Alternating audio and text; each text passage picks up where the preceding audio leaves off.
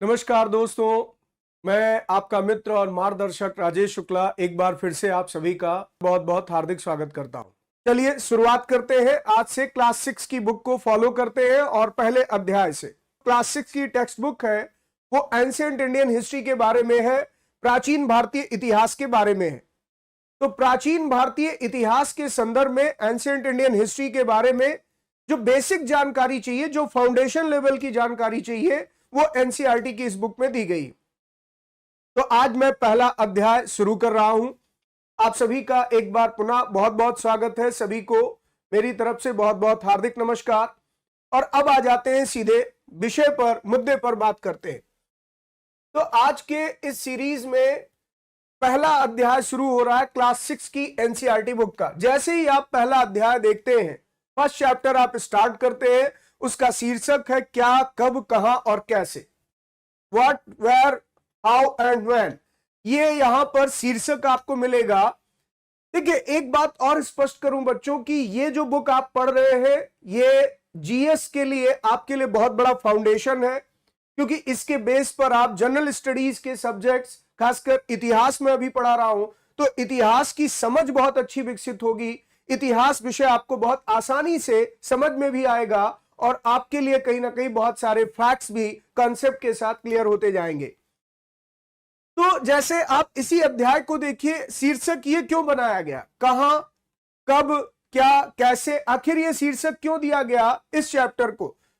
तो ये पूरा चैप्टर इस बात को फोकस करता है कि इतिहास में हम अतीत की बातों का अध्ययन करते हैं, पास्ट की स्टडी करते हैं, लेकिन पास्ट को जानने के सोर्सेस क्या, अतीत में जो घटनाएं घटित हुई, अगर मान लीजिए आज के 1 साल पहले की घटना है, 10 साल पहले की घटना है, 50 साल पहले की घटना है, तो बड़े आसानी से उसके बारे में जाना जा सकता है, क्योंकि या तो हम समाचार पत्रों से, न्यूज़पेपर से होने वाली घटनाओं से अवेयर रहते हैं, या फिर अगर 50 साल पहले की कोई घटना है तो यहां पर हम किसी ऐसे व्यक्ति से संपर्क कर सकते हैं जिसकी उम्र 60-70 साल हो, वो हमें 50 साल पहले की बातें बता सकता है। अब यहां पर सवाल यह खड़ा होता है कि जो घटनाएं 1000 साल पहले घटित हुई, जो घटनाएं यहां पर 500 साल पहले घटित हुई, उनके बारे में कैसे जाना जाए, उसके क्या सोर्स हैं। तो यह अध्याय उसी पर प्रकाश डालता है। दूसरी बात, इसमें यह भी बताया गया कि जब भी हम अतीत की घटनाओं का अध्ययन करते हैं तो उसमें घटना कब घटित हुई इसका भी अपना एक महत्व है, यानी डेट्स को लेकर भी इसमें कुछ कॉन्सेप्ट बताए गए हैं। तो अब सीधे बुक से शुरुआत करते हैं, देखते हैं कि बुक में किस लैंग्वेज में चीजें कही गई। तो यहां पर शुरू करते हैं पहला अध्याय।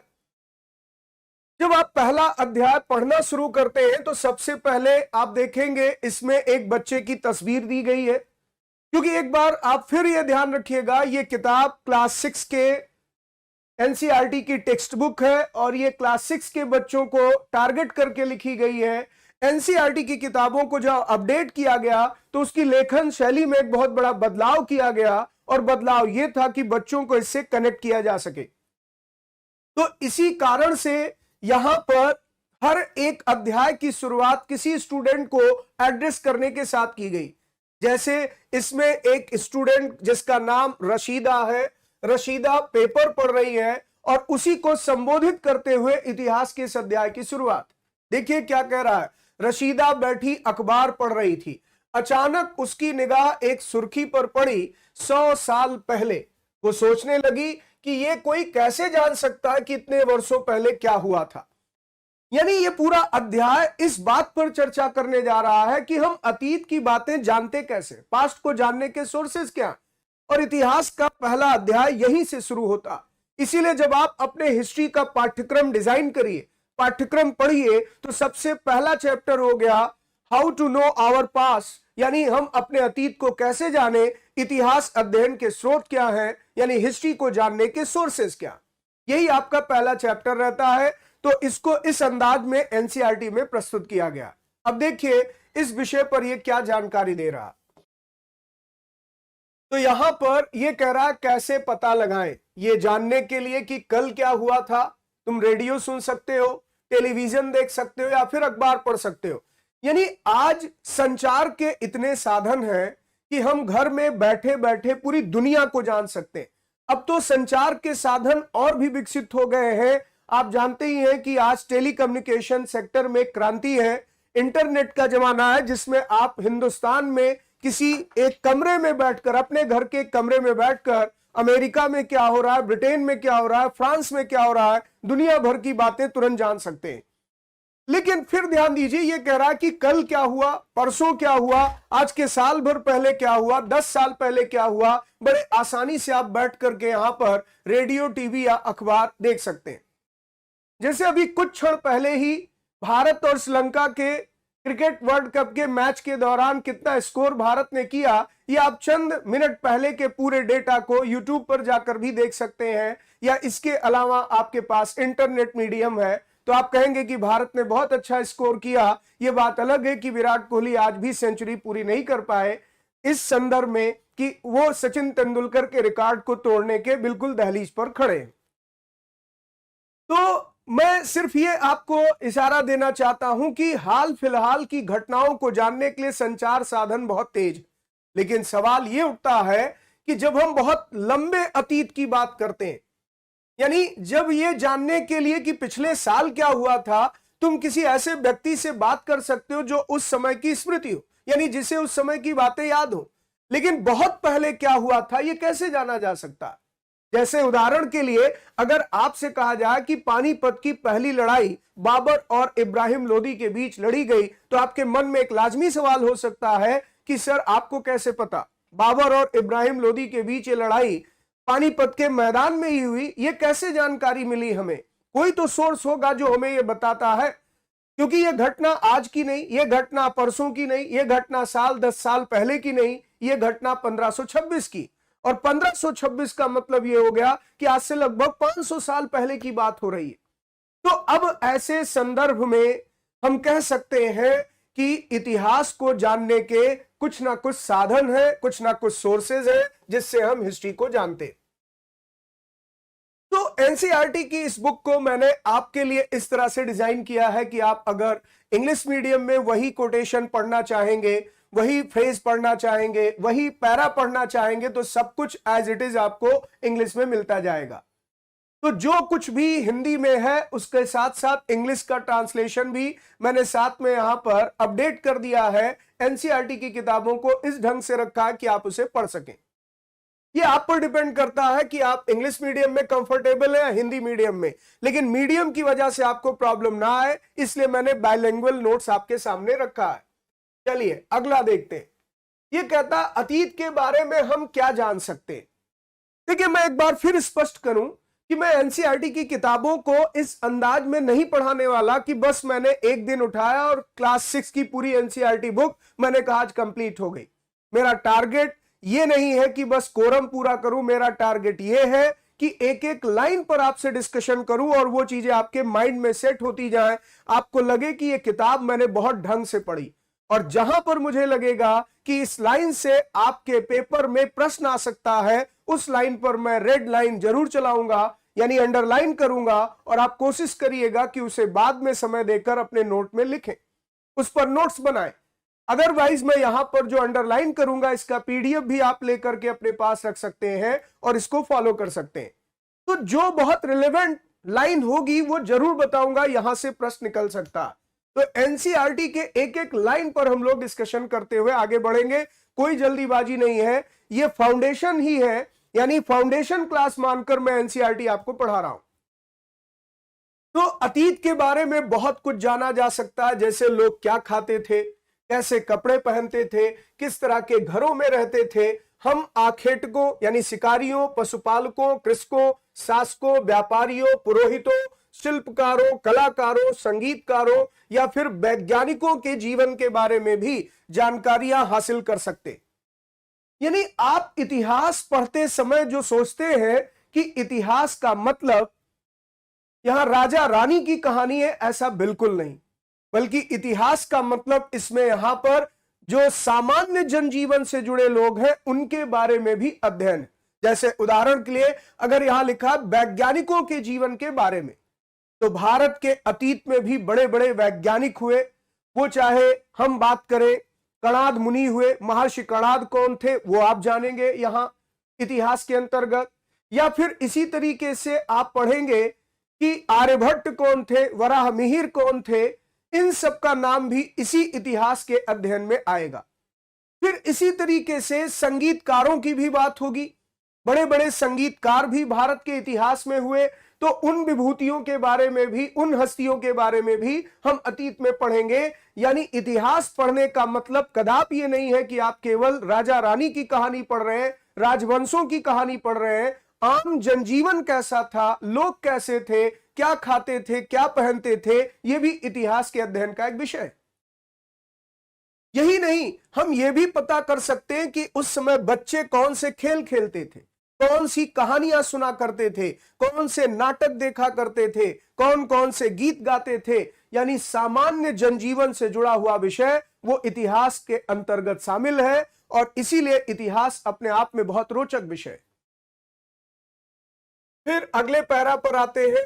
देखिए, जो ट्रांसलेटेड फॉर्म में है बच्चों, में उसको दोबारा पढ़कर टाइम आपका वेस्ट नहीं करना चाहूंगा। सिर्फ आपको यह सजेस्ट करूंगा कि जहां किसी लाइन को आपको समझने में दिक्कत आए, आप उसमें इंग्लिश में जो यहां पैरा दिया गया इसको पढ़कर समझने की कोशिश कर सकते हैं। जहां मुझे लगेगा कि आपको हिंदी कम समझ में आ रही, वहां मैं इंग्लिश में उसे जरूर ट्रांसलेट कर दूंगा। अदरवाइज मेरा पर्पस है पूरे किताब को उससे जो बहुत इंपॉर्टेंट मैटर से बाहर निकाला जाए, और उसमें यह देखा जाए कि इस बुक में, इस चैप्टर में कौन सी लाइन हमारे लिए बहुत अहम है। तो आगे बढ़ते हैं। लोग कहां रहते थे। अब ये पहला आपके पास पैरा होगा जो बहुत इंपॉर्टेंट है। ये यहां पर आप नोट्स में इसको शामिल करिएगा, ठीक है, इसको आप नोट्स में शामिल करें, क्योंकि जो लोग कहां रहते थे इसके अंतर्गत ये बताएगा कि भारत में प्रागैतिहासिक काल में, प्री हिस्टोरिक एज में मानव जीवन कैसा था, लोगों ने बसना कैसे शुरू किया। तो यहां से शुरुआत होती है आपका नोट्स बनाने का। जो पहला पैरा है वो यही, ये कह रहा है मानचित्र एक देखिए पृष्ठ नंबर 2 पर, जिसमें नर्मदा नदी का पता लगाओ। कई लाख वर्ष पहले से लोग इस नदी के तट पर रह रहे हैं। कई लाख वर्ष पहले से लोग, जैसे ही कई लाख वर्ष पहले की बात की, इसका मतलब ये बात हो रही है प्रागैतिहासिक काल की,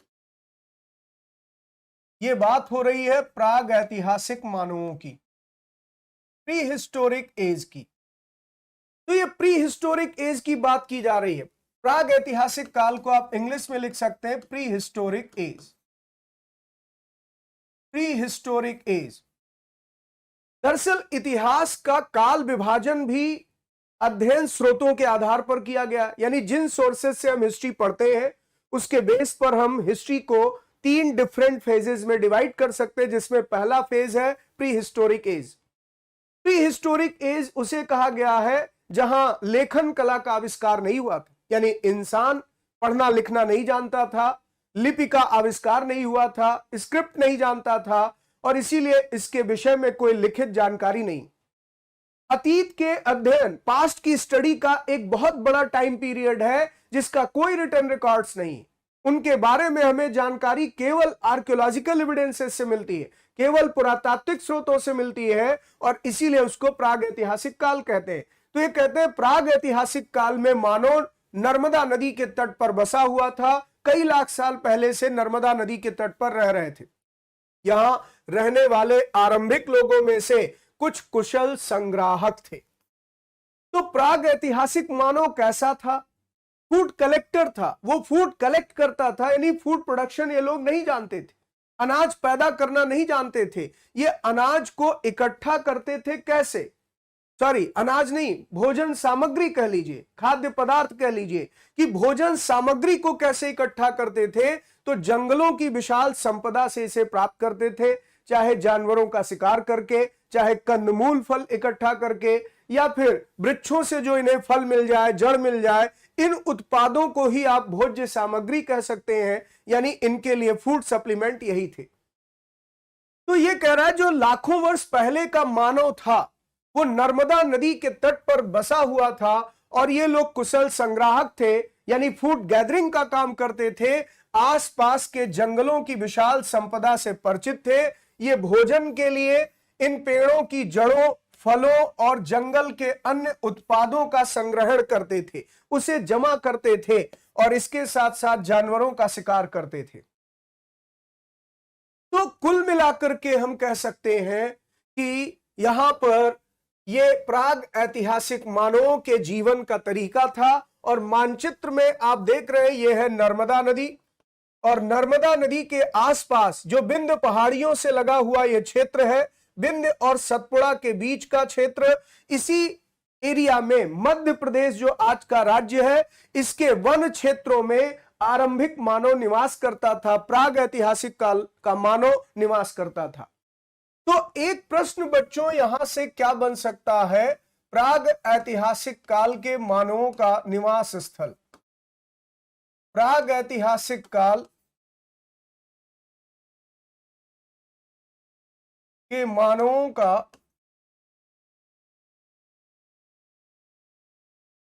आरंभिक निवास स्थल, आरंभिक निवास स्थल।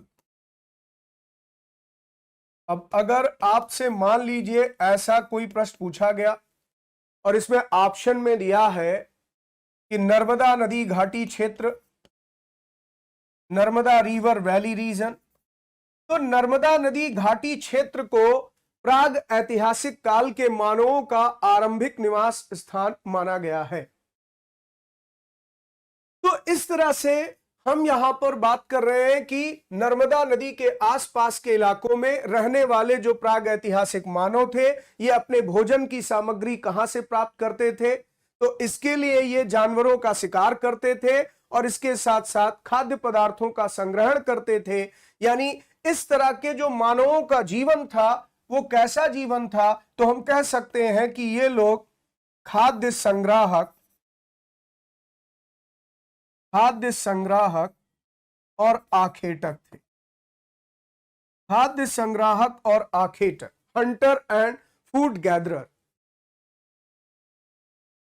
नहीं, मैं आप सभी बच्चों को एक बात बता दूं कि मैं किसी स्टूडेंट से, किसी भी अपने बच्चों से नाराज नहीं हूं, लेकिन बच्चों ये जो एनसीईआरटी की सीरीज मैंने शुरू की है, इसमें आपके कमेंट्स का रिप्लाई करने का मेरे पास स्कोप बहुत लिमिटेड है।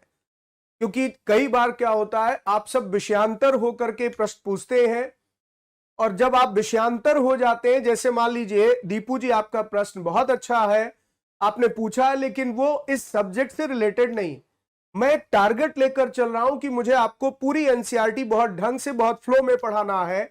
और जब डिस्कशन में ज्यादा समय जाता है और जब इसके बाद यहां पर विषयांतर आप हो जाते हैं यानी सब्जेक्ट से बाहर, तो ऐसे में कनेक्शन मेरा भी लूज होता है, कनेक्शन टूटता है और उसके बाद यहां पर आपको भी समझने में दिक्कत आएगी। तो इसलिए आप कोशिश करेंगे मेरे लेक्चर को ज्यादा से ज्यादा सुने और उसके बाद जो मैं बता रहा हूं उसको आप गौर करें कि क्या चीजें इसमें नोट डाउन करने लायक है। बाकी आप फ्री टाइम में कभी भी पूछे, कोई दिक्कत नहीं है।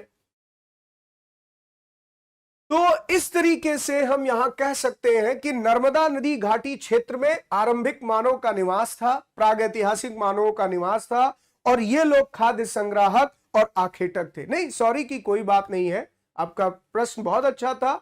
मैंने सिर्फ ये कहा कि आप टॉपिक पर फोकस करने की कोशिश करेंगे।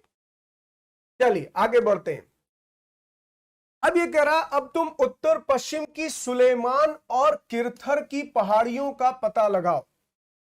देखिए नोटिस करिएगा बच्चों, भारत के बिल्कुल उत्तर से जहां पर पामीर की अवस्थिति है, पामीर का पठारी इलाका, इसी पामीर से एक तरफ इधर क्युनलुन पर्वत निकलता है, इधर क्युनलुन माउंटेन रेंज है और इसी पामीर से इधर की तरफ अगर आप देखेंगे तो हिंदकुश पर्वत निकलता, हिंदकुश माउंटेन निकलता जो अफगानिस्तान की तरफ गया है।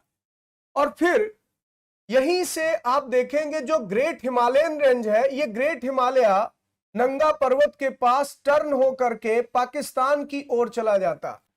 जो बेंड है यहां पर, जो मोड़ है ग्रेट हिमालय में, ये पाकिस्तान की ओर चला जाता है क्योंकि महान हिमालय में दो मोड़, एक ब्रह्मपुत्र नदी जहां से भारत में इंटर होती, यहां से मुड़ता है हिमालय, और एक यहां पर नंगा पर्वत के पास हिमालय मुड़ता है।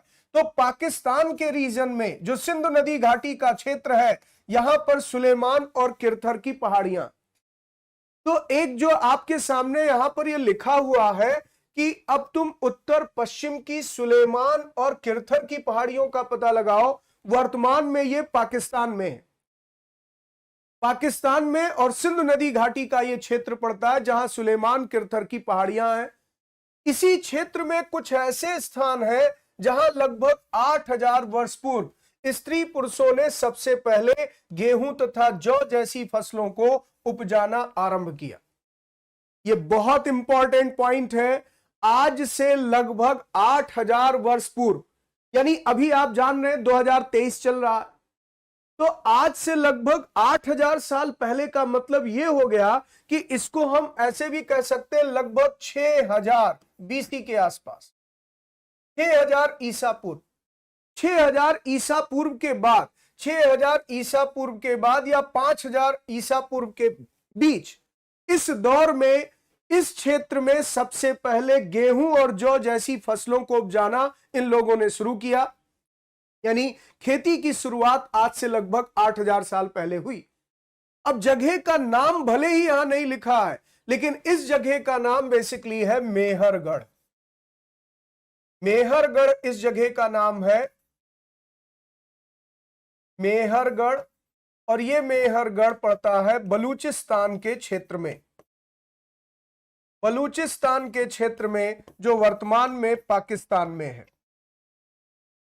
अफगानिस्तान और पाकिस्तान की सीमा से लगा हुआ बलूचिस्तान, उसी बलूचिस्तान में एक प्राग ऐतिहासिक स्थल है, एक साइट मिली है, एक पुरा स्थल मिला है मेहरगढ़, और इसी मेहरगढ़ से आज से लगभग 8000 साल पहले गेहूं की खेती होने का प्रमाण मिला।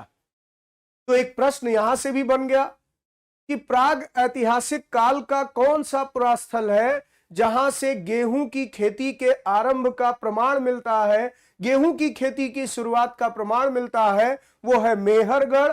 और ये पूछ सकते हैं कि ये किस क्षेत्र में अवस्थित है, तो सुलेमान किरथर की पहाड़ियों का इलाका जो उत्तर पश्चिमी क्षेत्र है, यानी आज का पाकिस्तान का बलूचिस्तान एरिया।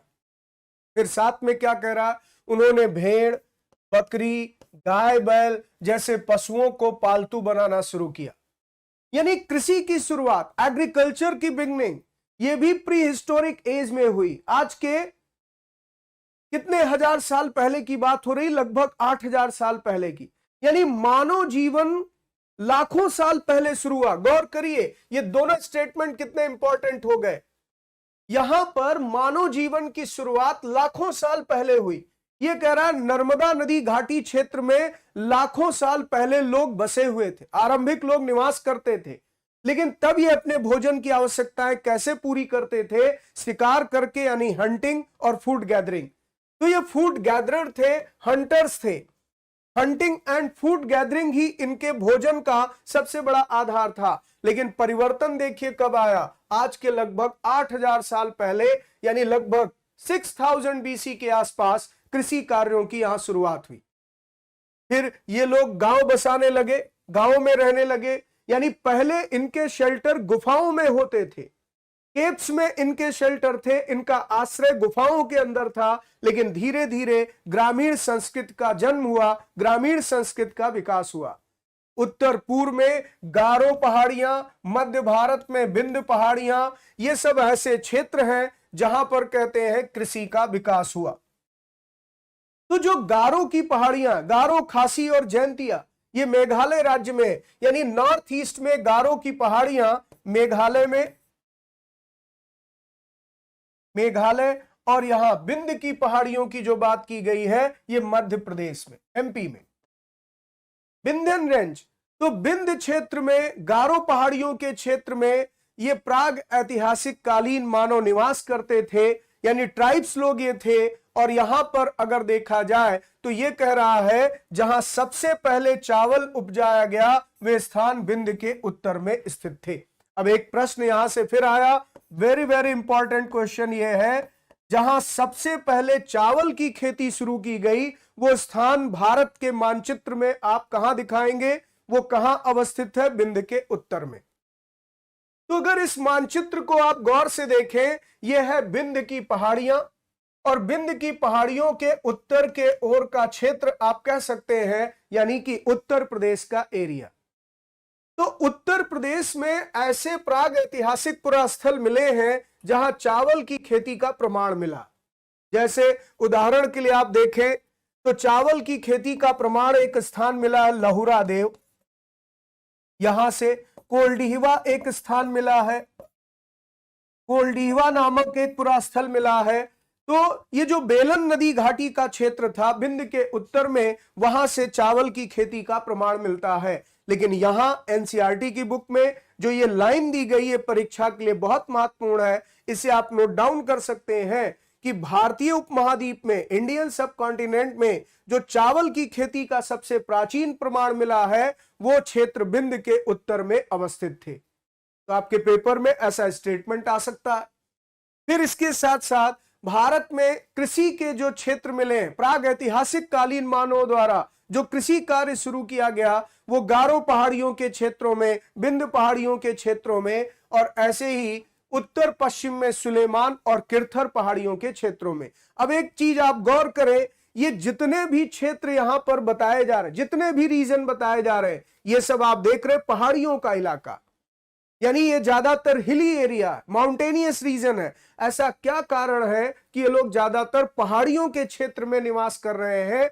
तो ये आप प्राग ऐतिहासिक कालीन मानवों का जीवन पढ़ेंगे तो अपने आप समझ में आएगा कि इनका जीवन पत्थरों पर निर्भर था। पत्थर के औजार बनाना, उन्हीं औजारों से जानवरों का शिकार करना, और इसी कारण से ये ज्यादातर पहाड़ी इलाकों में रहा करते थे। इस पर हम लोग आगे भी डिस्कशन करने वाले। लेकिन इस मानचित्र में 3 क्षेत्र दिखाया गया। एक सुलेमान किरथर की पहाड़ियों का क्षेत्र जहां सबसे पहले गेहूं और जौ की खेती शुरू हुई, फिर गारो खासी जयंतिया की पहाड़ी का इलाका मेघालय, और विंध्य पहाड़ियों का क्षेत्र जहां कृषि का विकास हुआ और चावल सबसे पहले उपजाया गया विंध्य पहाड़ियों के उत्तर में। खाद्य संग्राहक का मतलब होता है, खाद्य का मतलब फूड यानी भोजन, और संग्रह का मतलब होता है कलेक्शन, भोजन जमा करना। हमें भूख लगी है, हम अनाज पैदा करना नहीं जानते हैं, तो भोजन कहां से लाएंगे? जंगल में जाकर के फल जमा करेंगे, जंगल से कुछ ऐसे कंदमूल फल इकट्ठा करेंगे जो खा सके, या कुछ ऐसे भी फल हैं जो जड़ के रूप में यानी रूट फ्रूट्स होते हैं उनको इकट्ठा करेंगे। तो फूड गैदरिंग को ही हिंदी में कहते हैं खाद्य संग्राहक। खाद्य को जमा करना, खाद्य पदार्थों का जमा करना ही खाद्य संग्रहण, फूड कलेक्शन कह सकते हैं, फूड गैदरिंग कह सकते हैं। चलिए आगे बढ़ते हैं। फिर कह रहा है मानचित्र पर सिंधु तथा इसकी सहायक नदियों का पता लगाओ। सहायक नदियां उन्हें कहते हैं जो एक बड़ी नदी में मिल जाती हैं। लगभग 4700 वर्ष पूर्व इन्हीं नदियों के किनारे कुछ आरंभिक नगर फले फूले। अब देखिए इस लाइन में 2 चीजें बताई जा रही। भारत में सबसे पहले नगरीय जनजीवन का विकास, या भारतीय उपमहाद्वीप में, इंडियन सब कॉन्टिनेंट में सबसे पहली बार नगरीकरण की शुरुआत कब हुई? आज से 4700 वर्ष पूर्व। तो जो आज से 4700 वर्ष पूर्व ये कह रहा है, इसका मतलब ये हुआ लगभग 2700 ईसा पूर्व, यानी 2700 बीसी की बात चल रही है। फिर इसके साथ साथ ये कह रहा है इन्हीं नदियों के किनारे, यानी सिंधु और उसकी सहायक नदियां, और इसी कारण से यहां पर इसे कह सकते हैं सिंधु घाटी का क्षेत्र। ये सिंधु घाटी के क्षेत्र की बात हो रही है। तो सिंधु घाटी के क्षेत्र में आज से लगभग 4700 साल पहले, 2700 ईसा पूर्व के आसपास सबसे पहली बार नगरीकरण दिखाई देता है। नगरीकरण यानी अर्बनाइजेशन। तो यहां पर नोटिस करिएगा कि नगरीकरण भारतीय उपमहाद्वीप में सबसे पहले कहां हुआ? ये सिंधु घाटी क्षेत्र में, सिंधु और उसकी सहायक नदियों का क्षेत्र। यानी जो आप सिंधु सभ्यता पढ़ते हैं, सिंधु सभ्यता का इतिहास, वो एरिया ये है। झेलम, चिनाब, रावी, सतलुज, ब्यास, ये सब सिंधु और उसकी सहायक नदियों का क्षेत्र है। यानी आज का जो ये पाकिस्तान का रीजन है, इसी पाकिस्तान और भारतीय पंजाब हरियाणा के इलाकों में सिंधु नदी घाटी जैसी सभ्यता का विकास हुआ। ये इंडस वैली सिविलाइजेशन की ओर इशारा कर रहा। लेकिन अगली लाइन और महत्वपूर्ण है, बहुत गौर से देखिए बच्चों। मैं एक बात और बता दूं, ये जितना मैं आपको पढ़ा रहा हूं, जैसे ही चैप्टर कंप्लीट होगा आपका इसी चैप्टर के बेस पर मैं कुछ टेस्ट भी लेता रहूंगा बीच बीच में। ये देखूंगा कि मैंने पढ़ाया था और अगर पेपर में ऐसा प्रश्न आए तो आप उसे कितना सही करने की स्थिति में। इसीलिए सेशन के दौरान ही रैंडमली आपका टेस्ट भी होता रहेगा, आप उसके लिए तैयार रहिएगा। और इसीलिए मैंने कहा बहुत गौर से लेक्चर सुनते जाइए, कभी भी रैंडम टेस्ट मैं इस बार इस सेशन में रखूंगा। यानी कोई प्रॉपर यहां पर अलग से टेस्ट अनाउंस ना करके रैंडम टेस्ट लूंगा, जिससे जान सकूं कि आप कितना अटेंटिव होकर लेक्चर फॉलो कर रहे हैं और कितना सीख रहे हैं। फिर ये कह रहा है गंगा व उसकी सहायक नदियों के किनारे तथा समुद्र तटवर्ती इलाकों में नगरों का विकास लगभग 2500 वर्ष पूर्व हुआ। यह भी लाइन बहुत इंपॉर्टेंट है, गौर करिएगा कि लगभग 2500 वर्ष पूर्व की बात चल रही। 2500 वर्ष पूर्व कहने का मतलब क्या हो गया, अभी 2023 चल रहा है और अगर 2500 वर्ष पूर्व चले गए तो यहां पर इसका मतलब हो गया ये ईसा पूर्व 6ठी शताब्दी की बात कर रहा है। ईसा पूर्व 6ठी शताब्दी यानी 6th सेंचुरी बीसी। और 6th सेंचुरी बीसी के अंतर्गत 6th सेंचुरी बीसी ये इसलिए भारत के इतिहास में बहुत महत्वपूर्ण है क्योंकि इसी समय भारत में एक बार फिर से नगरीकरण हुआ। एक बार फिर से नगरीकरण दिखाई देता है, नगरीय जनजीवन का विकास दिखाई देता है, इसीलिए इसको द्वितीय नगरीकरण कहा जाता है।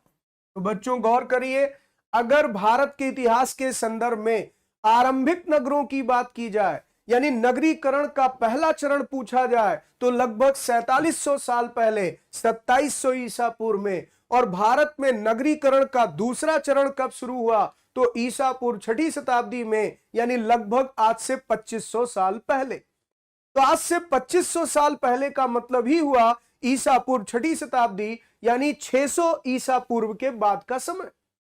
अब इसमें जो नगरीकरण हुआ वो आप पाएंगे 16 महाजनपदों का इतिहास यहीं शुरू होता है, यानी पाटलिपुत्र जैसे नगरों का विकास, राजगृह जैसे नगरों का विकास, श्रावस्ती जैसे नगरों का विकास, ये सब आप इतिहास में यहां पढ़ते हैं।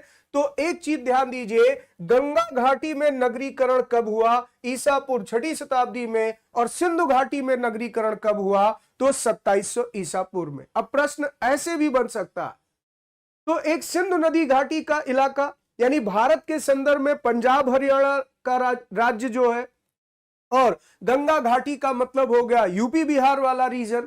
तो उत्तर प्रदेश और बिहार में नगरीकरण का विकास वो ईसा पूर्व 6ठी शताब्दी में, और समुद्र तटवर्ती इलाकों में भी, यानी जो यहां कोस्टल रीजन है, समुद्र तट से लगा हुआ, अरब सागर और बंगाल की खाड़ी से लगा हुआ जो तटीय भाग है भारत का, दक्षिण भारत में नगरों का विकास इसी दौर में हुआ जब गंगा घाटी में। आगे बढ़ते हैं, फिर गंगा तथा इसकी सहायक नदी सोन का पता लगाओ।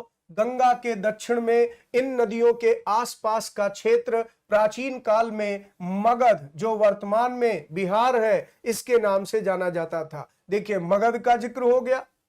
तो जब आप मगध का इतिहास पढ़ते हैं तो आप पाते ईसा पूर्व 6ठी शताब्दी में मगध एक बहुत बड़ा राज्य बना और इसके शासक बड़े शक्तिशाली हुए। मगध की आरंभिक राजधानी राजगृह थी, लेकिन बाद में जो इसकी राजधानी बनी पाटलिपुत्र, वो सोन नदी के किनारे ही थी।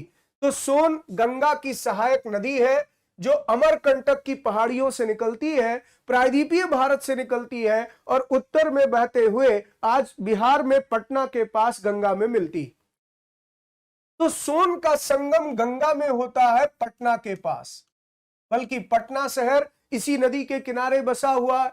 आप आगे पढ़ने वाले मगध के एक राजा हुए उदयन या उदयभद्र, उन्होंने ही सोन नदी के किनारे पाटलिपुत्र शहर बसाया था जो आज बिहार में पटना है, बिहार की राजधानी पटना। इसके शासक, मगध के शासक बहुत शक्तिशाली थे और उन्होंने एक विशाल राज्य स्थापित किया। देश के अन्य हिस्सों में भी ऐसे राज्यों की स्थापना की गई। यही आप पढ़ने वाले हैं 16 महाजनपद के नाम से। तो जो 16 महाजनपदों का इतिहास हम पढ़ेंगे, 16 महाजनपद की हिस्ट्री हम पढ़ेंगे तो यहां पर आप ध्यान रखिएगा, इसी में मगध साम्राज्य का इतिहास भी है और ये एक प्रारंभिक जानकारी दे रहा है कि गंगा घाटी में जब नगरीकरण हुआ तो उसी समय 16 महाजनपदों के विकास का भी इतिहास है। आगे बढ़ते हैं। लोगों ने सदैव उपमहाद्वीप के एक हिस्से से दूसरे हिस्से तक यात्रा की। यहां एक टर्म आ गया उपमहाद्वीप, ये भी टर्म एक्सप्लेन किया गया इसमें बहुत अच्छे से, इसको भी आप समझेंगे कि सब कॉन्टिनेंट का मतलब क्या है। तो आप अपने नोटबुक में ध्यान रखिएगा, ये बात की जा रही भारतीय उपमहाद्वीप की। लोगों ने सदैव उपमहाद्वीप, ये भारतीय उपमहाद्वीप को भी एक्सप्लेन करेगा और ये बताएगा कि यहां उपमहाद्वीप का मतलब क्या है। इंडियन सब कॉन्टिनेंट, इंडियन सब कॉन्टिनेंट भी हम लोग समझेंगे कि इसका मतलब क्या है, इसमें कौन कौन सा क्षेत्र शामिल है। कभी कभी हिमालय जैसे ऊंचे पर्वतों, पहाड़ियों, रेगिस्तान, नदियों तथा समुद्रों के कारण यात्रा जोखिम भरी होती थी, फिर भी यात्रा उनके लिए असंभव नहीं थी। अतः कभी लोग काम की तलाश में, देखिए क्यों यात्रा करते थे, काम की तलाश में, रोजगार के लिए, काम के लिए एक स्थान से दूसरे स्थान पर जाते थे। कभी प्राकृतिक आपदाओं के कारण किसी क्षेत्र में बाढ़ आ गई, कहीं सूखा पड़ गया, कहीं कोई अन्य प्राकृतिक आपदा आ गई, कोई नेचुरल डिजास्टर हो गया, तो वो जगह छोड़कर दूसरी जगह बसने के लिए जाते। तो लोग यात्रा क्यों करते थे, दुर्गम इलाकों में भी यात्रा क्यों करते थे, क्योंकि उनके सामने या तो काम की तलाश थी या फिर उनके सामने प्राकृतिक आपदा जैसी चुनौतियां थी। कभी कभी सेनाएं दूसरे क्षेत्रों पर विजय हासिल करने के लिए जाती थीं, यानी सेना भी एक स्थान से दूसरे स्थान पर भ्रमण करती थी। इसके अतिरिक्त व्यापारी, यानी व्यापार के लिए, राज्य क्षेत्रों को जीतने के लिए इस तरह से लोग एक स्थान से दूसरे स्थान की ओर भ्रमण करते रहते थे। व्यापारी कभी काफिले में तो कभी जहाजों में अपने साथ मूल्यवान वस्तुएं लेकर एक स्थान से दूसरे स्थान जाते रहते थे। फिर इसके साथ साथ जो धार्मिक गुरु होते थे, ये भी अपना प्रवचन देने के लिए, लोगों को शिक्षा और सलाह देने के लिए एक गांव से दूसरे गांव, एक कस्बे से दूसरे कस्बे जाया करते थे। तो ये समझाने की कोशिश कर रहा है कि सांस्कृतिक प्रसार कैसे हुआ। कोई कल्चर अगर डेवलप हुआ तो वो कल्चर एक जगह डेवलप हुआ, लेकिन वो दूसरे जगह कैसे फैल गया। सांस्कृतिक प्रसार को समझने के लिए आपको यह समझना होगा कि लोग अलग अलग उद्देश्यों से एक स्थान से दूसरे स्थान जाया करते। आप ऐसे समझिए कि बिहार की भूमि में एक त्योहार मनाया जाता है, छठ पूजा, आने भी वाली है, निकट है अभी। छठ पूजा जो कि पहले क्षेत्रीय स्थानीय स्तर पर लोकप्रिय थी, बिहार की सीमाओं में लोकप्रिय थी, धीरे धीरे बिहार से होते होते आज छठ पूजा एक ऐसा त्योहार बन गया है कि आप कह सकते हैं केवल भारत ही नहीं, अंतर्राष्ट्रीय स्तर पर इसकी एक पहचान बन रही। बहुत सारे जो बिहार के क्षेत्रों के लोग दुनिया के दूसरे देशों में रह रहे हैं, वहां भी अपने इस कल्चर को लेकर वो पहुंचे हैं और इस कारण से यह सांस्कृतिक प्रसार हुआ। तो कोई बिहार से मान लीजिए यूएसए गया, ब्रिटेन गया, फ्रांस गया, जर्मनी गया, रोजगार की तलाश में, रोजगार के लिए, पढ़ने के लिए, किसी भी कारण से, तो वो अपने कल्चर को भी लेकर वहां पहुंचा और इसी से सांस्कृतिक प्रसार होता। ये दरअसल पूरी कहानी यही बताना चाह रही है कि बौद्ध धर्म अगर बिहार में आया, उत्तर प्रदेश में आया, तो उत्तर प्रदेश और बिहार से विकसित होने वाला बौद्ध धर्म वो पूरे दुनिया का धर्म कैसे बन गया। चीन में, थाईलैंड में, म्यांमार में, कंबोडिया में, पूरे साउथ ईस्ट एशिया में यह धर्म विश्व धर्म के रूप में कैसे विकसित हुआ, तो इसके पीछे का क्या लॉजिक है, ये इससे कनेक्ट होता है। तो यहां पर हम कह सकते हैं कि उपमहाद्वीप में, यानी सब कॉन्टिनेंट में, एक स्थान से दूसरे स्थान पर लोग यात्रा अलग अलग उद्देश्यों से करते थे, जैसे काम की तलाश में, प्राकृतिक आपदाओं के कारण, या फिर सेनाओं के द्वारा जब राज्य क्षेत्र जीतने का प्रयास हो, व्यापारी व्यापार के लिए जाया करते थे, और धार्मिक गुरु यहां पर शिक्षा और सलाह देने के लिए, प्रवचन देने के लिए एक गांव से दूसरे कस्बे की यात्रा करते थे। कुछ लोग नए और रोचक स्थानों को खोजने की चाह में भी उत्सुकतावश भी यात्रा किया करते थे। एक कारण यह भी था, यानी अन्वेषक जो डिस्कवरर है, जो डिस्कवरी करना पसंद करते हैं, जगह जगह पर जाकर के वो नए नए यात्राओं से नए नए स्थानों की तलाश करते हैं, इसके कारण भी यात्राएं होती थी। इन सभी यात्राओं से लोगों को एक दूसरे के विचारों को जानने का अवसर मिला। यही इसका कंक्लूजन, यानी सांस्कृतिक प्रसार के पीछे एक बहुत बड़ा कारण ये यात्राएं थी, चाहे व्यापार के लिए हो, चाहे वो धार्मिक प्रवचन के लिए हो, और चाहे वो रोजगार के लिए हो। इन कारणों से सांस्कृतिक प्रसार होते रहे और एक क्षेत्र में विकसित होने वाली चीजें वो दुनिया के दूसरे क्षेत्रों में पहुंची। जैसे रेशम की खोज चाइना में हुई, चीन ने रेशम के बारे में जो जानकारी हासिल की उसने दुनिया से इसे छिपाए रखा, बहुत लंबे समय तक उसने इसे छिपाए रखा, लेकिन उनके छिपाने के प्रयास से सफल नहीं हो सकता था, क्योंकि वहां के व्यापारी जब मध्य एशिया में पहुंचे, सेंट्रल एशिया में, तो वो अपने उन रेशमी कपड़ों को लेकर जब पहुंचे तो लोगों को उत्सुकता हुई ये जानने की कि ये रेशम का कपड़ा बना कैसे, और धीरे धीरे चीन में जो रेशम का ज्ञान था वो दुनिया के अन्य हिस्सों में पहुंचा। ऐसे कागज की खोज चाइना में हुई, लेकिन धीरे धीरे पूरी दुनिया में कागज पहुंचा।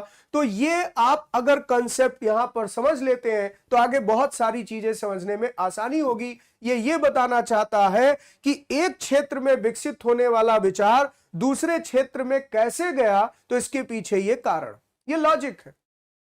आगे देखिए, जो भारतीय उपमहाद्वीप शब्द का प्रयोग किया गया, इंडियन सबकॉन्टिनेंट टर्म यूज किया गया है, यहां सब कॉन्टिनेंट किसे कहा गया, उपमहाद्वीप कहने का मतलब क्या है, जरा इसको समझिए। तो कहता है, इस मानचित्र को आप देखें, दक्षिण एशिया, साउथ एशिया में आज का भारत है, पाकिस्तान है, बांग्लादेश है, नेपाल है, भूटान है, श्रीलंका, और अफगानिस्तान, ईरान, चीन, म्यांमार, इन सब पड़ोसी देशों को यह दर्शाता। तो ये जो मानचित्र है इसके बारे में कह रहा है, ये मानचित्र किसे दिखा रहा है, दक्षिण एशिया को, और इसके अलावा पड़ोसी मुल्कों को, अफगानिस्तान, ईरान, चीन, म्यांमार। दक्षिण एशिया एक महाद्वीप से छोटा है।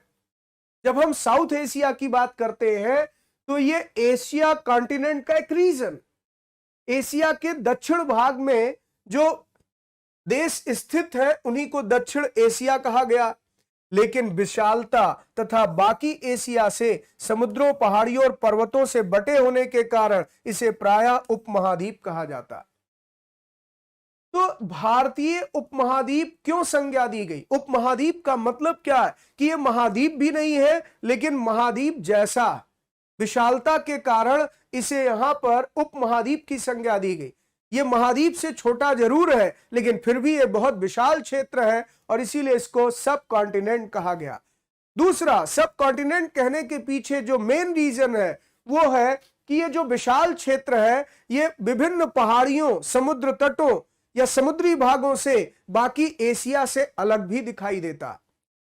तो जब आप भारत का मानचित्र उठाते हैं तो क्या देखते हैं, इधर अरब सागर, इधर बंगाल की खाड़ी, इधर यहां पर हिंद महासागर, ये पूरा क्षेत्र भारत को एक अलग यूनिक स्थिति प्रदान करता है। भारत से लगा हुआ इधर बांग्लादेश, ये भूटान, ये नेपाल, ये पाकिस्तान, ये अफगानिस्तान का क्षेत्र, और ये नीचे श्रीलंका, मालदीव, इन सब क्षेत्रों को मिलाकर इसे उपमहाद्वीप की संज्ञा दी गई।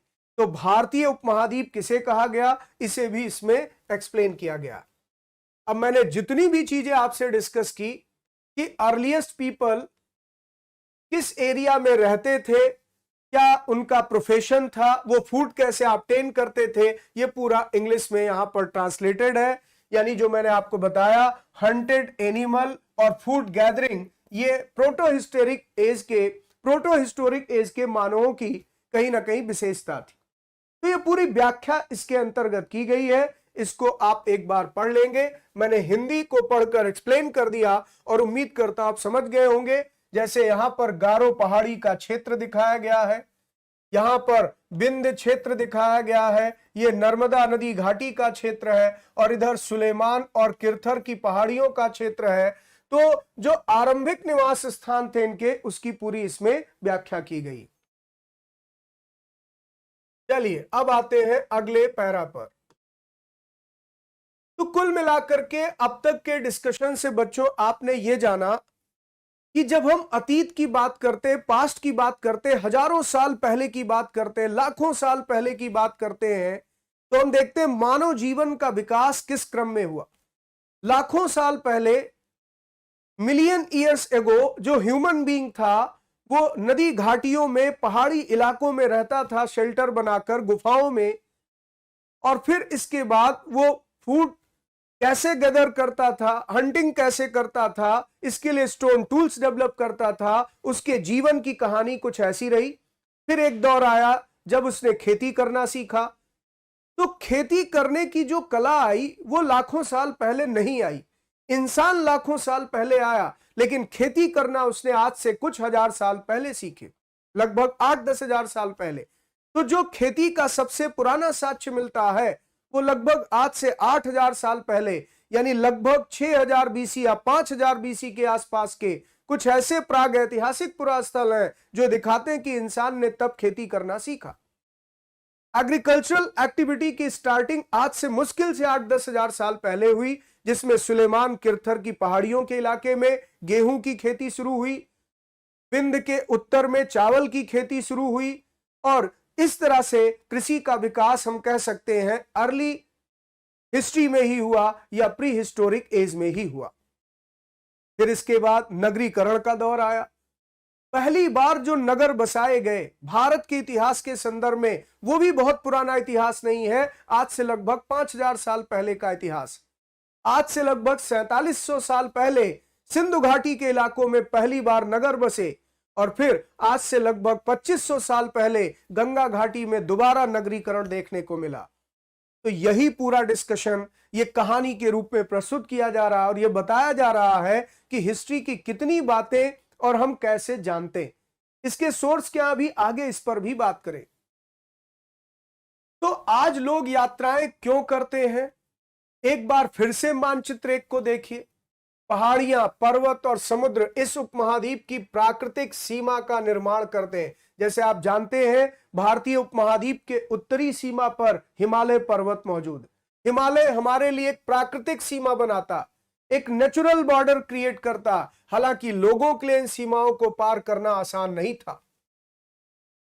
जिन्होंने ऐसा चाहा वे ऐसा कर सके, वे पर्वतों की ऊंचाई को छू सके, गहरे समुद्रों को पार कर सके। उपमहाद्वीप के बाहर से भी कुछ लोग यहां आए, यहीं बस गए, और लोगों के इस आवागमन ने हमारी सांस्कृतिक परंपराओं को समृद्ध किया।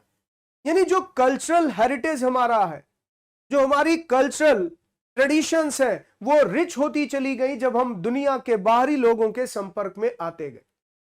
तो बहुत सारे लोग इन विषमताओं में भी पहाड़ों और पर्वतों को पार करते हुए भारत की भूमि में पहुंचे, यहीं रच बस गए, यहां के लोगों में घुल मिल गए, और हमारी सांस्कृतिक परंपराएं समृद्ध होती चली गई।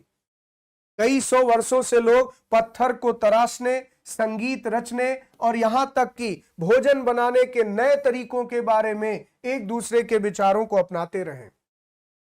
तो इस तरह से सांस्कृतिक आदान प्रदान की प्रक्रिया वो प्राचीन काल से चलती रही। यानी कल्चरल डेवलपमेंट हम देखते हैं एक जनरेशन से दूसरे जनरेशन, एक एरिया से दूसरे एरिया में होता रहा। तो लोग क्यों ट्रैवल कर रहे थे, आज की डेट में लोग क्यों ट्रैवल कर रहे हैं और इसका क्या इंपैक्ट है, इसको बताने की कोशिश है।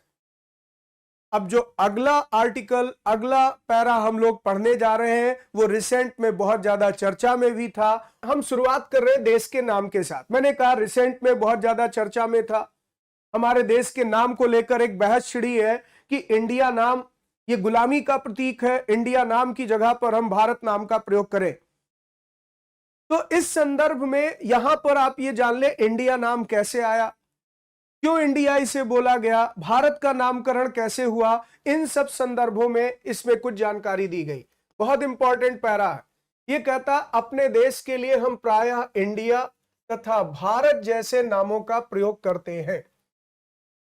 इंडिया शब्द इंडस से निकला है, जिसे संस्कृत में सिंधु कहा जाता है। यानी एक बात आपको स्पष्ट हो गई होगी कि यहां संस्कृत शब्द सिंधु सिंधु नदी के आधार पर भारत का नामकरण हुआ है इंडिया, यानी ये इंडिया नाम इंडस रिवर से जुड़ा हुआ है। इंडस रिवर के इस पार रहने वाले लोगों को ही इंडियन कहा गया है। अपने एटलस में आप ईरान देखिए और यूनान देखिए।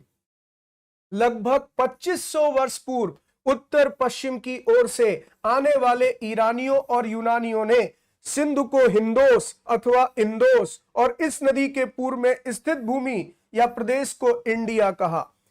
तो आपके सामने अब एक जवाब है।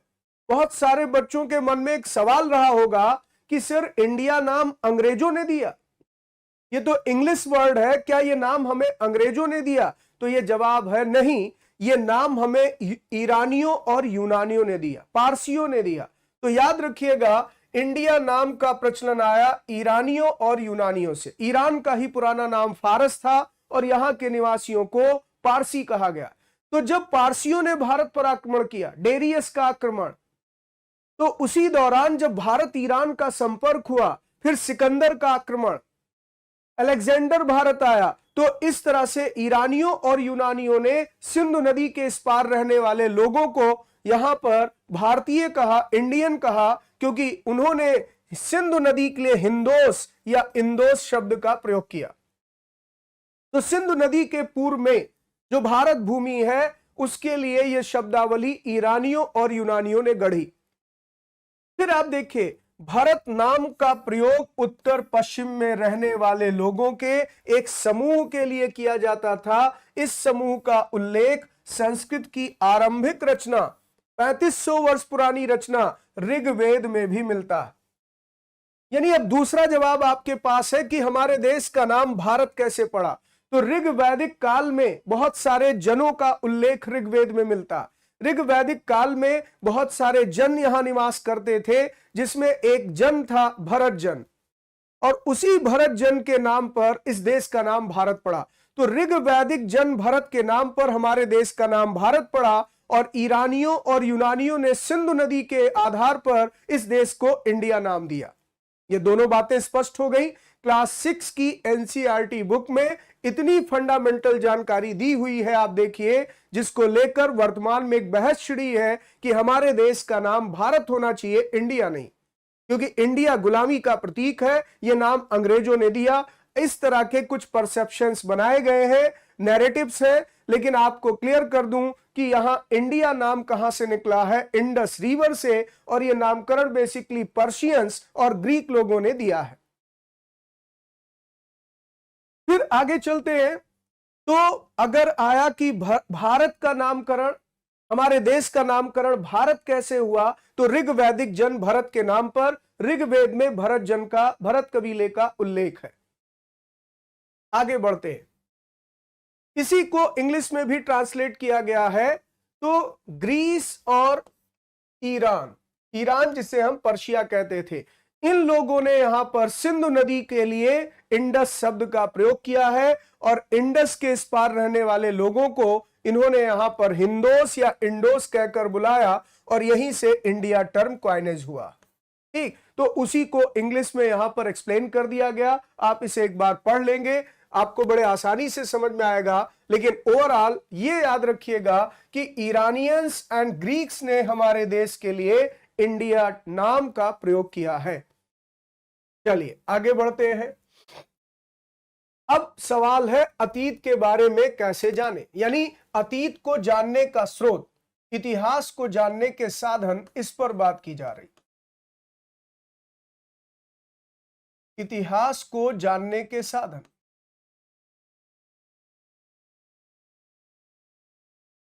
अतीत का मतलब ही इतिहास है, अतीत की घटनाओं को जानना ही इतिहास है। तो इतिहास को कैसे जाना जाए, जो हजारों साल पहले घटित हुआ उसके बारे में हम कैसे जाने। तो अतीत की जानकारी हम कई तरह से प्राप्त कर सकते हैं। इनमें से एक तरीका अतीत में लिखी गई पुस्तकों को ढूंढना और पढ़ना, यानी जो किताबें उस जमाने में लिखी गई जिस जमाने को हम जानना चाहते। जैसे अगर हम वैदिक काल का इतिहास जानना चाहते हैं तो वैदिक काल की रचनाएं पढ़ ले। अगर हम मौर्य काल का इतिहास जानना चाहते हैं तो मौर्य काल की रचनाएं पढ़ ले। यानी उन किताबों को ढूंढना और उसे पढ़ना, यह अतीत को जानने का एक साधन है। इसी को कहते हैं इतिहास की भाषा में साहित्यिक स्रोत यानी लिटरेरी सोर्सेस। तो हिस्ट्री को जानने के लिए जो लिटरेरी सोर्स है उसका मतलब यह नहीं है कि आप कहें सर एनसीईआरटी की किताब पढ़ लें, या आप ये कहें कि रामशरण शर्मा की बुक पढ़ लें, सतीश चंद्रा की बुक पढ़ लें, बिपिन चंद्रा की बुक पढ़ लें। ये तो कंटेम्प्रेरी राइटर, आज के समय के लेखक हैं जिन्होंने इतिहास पे जो अनुसंधान हुआ, हिस्ट्री जो रिकंस्ट्रक्ट किया गया है, उसको उन्होंने उसमें लिखा है। मैं बात कर रहा हूं उन साहित्यिक स्रोतों की जो जिस समय की घटना का जिक्र कर रहे हैं हम, उसी समय लिखी गई। कंटेम्प्रेरी राइटर, उस समय के राइटर। जैसे मान लीजिए कि आप यहां पर अगर चंद्रगुप्त मौर्य के समय का इतिहास पढ़ रहे हैं तो उनका प्रशासन कैसा था, उनका एडमिनिस्ट्रेशन कैसा था, इसको जानने का सबसे अच्छा साधन कौटिल्य की रचना अर्थशास्त्र है। तो अर्थशास्त्र को लिखने वाला जो शख्सियत है, जो हैसियत, जो यहां व्यक्ति है, जो यहां आप कह सकते हैं रचनाकार है, वो चंद्रगुप्त मौर्य के समय का, वो चंद्रगुप्त मौर्य का प्रधानमंत्री है, कौटिल्य या चाणक्य। तो इसलिए हम कह सकते हैं कि अर्थशास्त्र कंटेम्प्रेरी राइटर ने लिखी, उस समय के कंटेम्प्रेरी, तो ये साहित्यिक स्रोत कहलाएंगे। तो उस समय लिखी गई पुस्तकों को ढूंढना और पढ़ना, जैसे वैदिक काल का इतिहास हमें वैदिक ग्रंथों से मिलता, फिर इसी तरीके से ये पुस्तकें हाथ से लिखी होने के कारण पांडुलिपि कहलाती। तो आपके पास एक और टर्म आ गया, वो है पांडुलिपि। और पांडुलिपि किसे कहा जाता है, इसका भी जवाब है। तो यहां पर ये पुस्तकें हाथ से लिखी गई हैं, इसीलिए इसको पांडुलिपि कहा गया। इंग्लिश में इसे मैन्युस्क्रिप्ट कहते हैं। तो ये कह रहा, अंग्रेजी में पांडुलिपि के लिए प्रयुक्त होने वाला शब्द है मैन्युस्क्रिप्ट, जो लैटिन शब्द मेनु और इसका अर्थ ही होता है हाथ, इससे निकला है। और पांडुलिपियां प्रायः ताड़पत्रों पर लिखी जाती थी, या हिमालय क्षेत्र में एक वृक्ष होता था, भुर्ज वृक्ष, उसकी छाल से तैयार किए गए भोजपत्र पर लिखी जाती थी। तो ये पांडुलिपियां, क्योंकि उस जमाने में कागज नहीं था, जैसे आज आप लोग नोट्स बनाते हैं, नोट्स लिखते हैं तो कागज की कॉपी का इस्तेमाल करते हैं।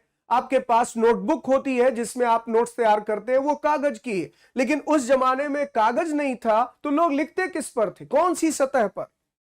तो उसके लिए भोजपत्र और ताड़पत्रों का प्रयोग होता था। दो टर्म ध्यान रखिएगा, यानी पाम ट्री के जो है लीफ पर, या फिर भुर्ज नाम का एक वृक्ष हिमालय क्षेत्र में होता था, उससे बनाए गए छाल पर उसे सुखाकर एक छाल से एक पूरा कागज जैसा टुकड़ा तैयार किया जाता था, उसको भोजपत्र कहते थे। तो ये पांडुलिपियां किस पर लिखी गई हैं? ताड़पत्रों और भोजपत्रों पर।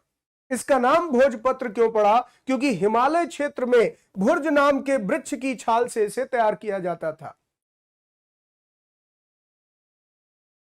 कागज का आविष्कार चाइना में हुआ मध्यकाल में, लगभग 13वीं शताब्दी में जाकर कागज दुनिया में आया। तो ऐसे में आप सोचिए कि पुराने जमाने में जो हमें लिखित साहित्य मिलते हैं किस पर? ताड़पत्रों पर, भोजपत्रों पर, यानी वह हाथ से लिखी गई है, और इन्हीं को पांडुलिपि कहा जाता है। जरा एक पांडुलिपि आप देखिए सामने। यह पांडुलिपि का एक चित्र भी दिया गया इसी एनसीईआरटी की बुक में, जिस पर संस्कृत में आप देख रहे हैं कि यहां पर एक साहित्यिक रचना दिखाई दे रही। तो यह ताड़पत्र से बनाई गई है। ताड़पत्र से बनी पांडुलिपि का एक पन्ना ये है, एक पृष्ठ है। यह पांडुलिपि लगभग 1000 वर्ष पहले लिखी गई थी। तो आप सोचिए कि 1000 साल पहले की है, जो अभी भी उपलब्ध है। इसे खोजा गया, इसे प्राप्त किया गया। किताब बनाने के लिए ताड़ के पत्तों को काटकर उनके अलग अलग हिस्सों को एक साथ बांध दिया जाता था। भुर्ज पेड़ की छाल से बनी ऐसी एक पांडुलिपि को यहां पर आप देख सकते हैं कि किस तरह से पांडुलिपि तैयार की गई है, हाथ से इस पर लिखा गया है। और ये साहित्यिक स्रोतों का एक बहुत बड़ा महत्व यही है कि हमें अतीत के बारे में बताते हैं। फिर इसके बाद इतने वर्षों में इनमें से कई पांडुलिपियों को कीड़ों ने खा लिया तथा कुछ नष्ट कर दी गई। फिर भी ऐसी कई पांडुलिपियां आज भी उपलब्ध है। प्रायः ये पांडुलिपियां मंदिरों में मिलती हैं, बौद्ध विहारों में मिलती हैं। इन पुस्तकों में धार्मिक मान्यताओं व व्यवहारों, राजाओं के जीवन, औषधियों के बारे में, विज्ञान के बारे में, इस तरह के विषयों की चर्चा मिलती। तो ये प्राचीन भारत के धार्मिक, सांस्कृतिक, वैज्ञानिक या राजनीतिक जीवन के विषय में जानकारी देती। यानी ये पांडुलिपियां अगर देखा जाए, ये मैन्युस्क्रिप्ट अगर देखा जाए, तो कहां से प्राप्त किए गए? सामान्यतः मंदिर और बौद्ध विहारों में। उस समय जो बौद्ध धर्म के अनुयायी, जो बौद्ध धर्म के यहां पर फॉलोअर्स थे, वो जहां बौद्ध भिक्षु निवास करते थे उसे बौद्ध विहार कहा जाता था। और इन मंदिरों और विहारों से पांडुलिपियां मिली हैं और ये बहुत महत्वपूर्ण है, क्योंकि इसमें प्राचीन काल के ऋषि मुनियों द्वारा जो औषधीय ज्ञान दिया गया, मेडिसिनल इंफॉर्मेशन, आयुर्वेद के बारे में जानकारी, विज्ञान के बारे में जानकारी, राजनैतिक जीवन के बारे में जानकारी, या फिर जो हमारी धर्म संस्कृति थी उसके बारे में हमें इन साहित्यिक स्रोतों से जानकारी मिलती। इसके अतिरिक्त हमारे यहां महाकाव्य लिखे गए, रामायण और महाभारत जैसे महाकाव्य तैयार किए गए, कविताएं तैयार की गई, नाटक लिखे गए, और इसमें से कई संस्कृत में लिखे हुए मिलते हैं, जबकि कुछ में प्राकृत और तमिल का भी प्रयोग हुआ। उस समय प्राकृत भाषा का प्रयोग आम लोग किया करते थे, यानी हिंदी भाषा उस समय प्रचलन में नहीं थी। हिंदी का विकास तो मध्यकाल में हुआ। तो यहां पर आप ध्यान रखिएगा कि प्राकृत भाषा को आम लोगों की भाषा कहा गया है, इसको जन संपर्क भाषा माना गया है। तो अगर आपके पेपर में बच्चों ऐसा कोई प्रश्न आ गया कि प्राचीन भारत की जन संपर्क भाषा क्या थी, लिंगुआ फ्रैंका, इसे लिंगुआ फ्रैंका कहा जाता है, तो प्राचीन भारत की जनसंपर्क भाषा प्राकृत थी और संस्कृत विद्वजनों की भाषा मानी जाती थी, यानी पढ़े लिखे लोगों की भाषा मानी जाती थी। तो दक्षिण भारत में संगम साहित्य हमें तमिल में लिखे हुए मिले। ये जो तमिल साहित्य की बात कर रहा है, इसी को आप आगे पढ़ने वाले हैं, इसको संगम साहित्य कहा गया। जैसे शिल्पाधिकारम एक ग्रंथ मिला है, जैसे अगर आप देखें मणिमेखलय एक ग्रंथ मिला है, या फिर जीवक चिंता मणि नाम से एक ग्रंथ मिला है। ये सब दक्षिण भारत के सांस्कृतिक विषय में हमें जानकारी देते हैं और ये तमिल भाषा में रचित है। तो प्राचीन भारत में संस्कृत में लिखे हुए महाकाव्य, कविताएं, नाटक मिलते हैं, फिर प्राकृत भाषा में मिलते हैं, और इसके साथ साथ यहां पर आप देखें तो दक्षिण भारत में तमिल भी। ये आपकी गलत धारणा कि पहले लोग पढ़े लिखे नहीं होते थे। पहले लोग हमसे आपसे ज्यादा पढ़े लिखे और विद्वान थे, हमसे आपसे ज्यादा उन्हें ज्ञान था, हमसे आपसे ज्यादा व्यवहारिक सामाजिक ज्ञान था। प्राचीन भारत में आर्यभट्ट जैसे वैज्ञानिक हुए, गणितज्ञ हुए। आर्यभट्ट जो प्राचीन भारत के हैं, वराहमिहिर जो प्राचीन भारत के हैं, भास्कराचार्य जो प्राचीन भारत के हैं, महर्षि कणाद, कितने साल पहले के महर्षि कणाद, मुनि कणाद ने आप सोचिए कि ब्रह्मांड की उत्पत्ति की व्याख्या कर दी। तो किस गलतफहमी में आप शिकार हैं कि सर आज के लोग पढ़े लिखे हैं, पहले नहीं। प्राचीन भारत में इतने बड़े बड़े विद्वान हुए, इतनी बड़ी बड़ी विभूतियां हुई कि जिनका नाम आप गिनने बैठेंगे तो आज के समय के लोग यहां पर शायद कम पड़ जाएंगे। इसलिए ये कमेंट लिखना ही गलत है कि सर उस जमाने के लोग पढ़े लिखे नहीं होते थे। लोपामुद्रा, विश्वारा, गार्गी, मैत्रेयी, विश्वामित्र, ये सब ऐसे महान विदुषी और विद्वान हुए जिन्होंने वैदिक मंत्रों की रचना की। तो बहुत सारे पढ़े लिखे लोग थे। आगे बढ़ते हैं। फिर इसके बाद यानी ये बात हो रही कि हम अपने पास्ट के बारे में कैसे जाने। तो पास्ट को जानने का एक सबसे इंपॉर्टेंट सोर्स है रिटन लिटरेचर, जिसको मैन्युस्क्रिप्ट के रूप में प्राप्त किया गया है। ये मैन्युस्क्रिप्ट, ये टर्म कहां से बना? लैटिन वर्ड मनु, और मैनु का मतलब होता है हैंड, और इसके साथ साथ यहां पर ये किस पर लिखे गए? पाम लीफ पर लिखे गए हैं, और इसके अलावा specially prepared bark of a tree known as birch. तो हिमालयन रीजन में, कश्मीर में यहां पर बिर्च नाम के ट्री होते थे जिनकी छाल पर इसे तैयार किया गया। तो अरे भैया, मैंने लाखों साल पहले की बात की थी। प्री हिस्टोरिक एज की बात की थी, आदिमानव की बात की थी। जब भी कोई कमेंट लिखो तो कम से कम पहले पूरा रेशनल माइंड लगाओ कि मैंने लाखों साल पहले स्टोन एज के मानव की बात की। ये स्टोन एज के मानवों की बात नहीं हो रही। तो आप पहले किस रेफरेंस में क्या कहा जा रहा है, ऋग्वेद की पांडुलिपि में दिखा रहा हूं, तो आप समझ जाइए कि कितने पढ़े लिखे लोगों की बात हो रही। तो ये जो आपके सामने एक पन्ना है, ये वैदिक साहित्य का एक पन्ना है। ठीक, आगे बढ़ते हैं। फिर अब देखिए, कह रहा केवल साहित्यिक स्रोत ही इतिहास को जानने के साधन नहीं है। यहां पर केवल लिटरेरी सोर्स ही इतिहास नहीं बताते, इतिहास बताने में पुरातत्व की भी भूमिका है, जिसमें अभिलेखों का बहुत महत्वपूर्ण स्थान। जैसे आप जानते हैं, मौर्य सम्राट अशोक का पूरा इतिहास हमें अभिलेखों से ही पता चलता। तो अभिलेख हमारे लिए बहुत महत्वपूर्ण है।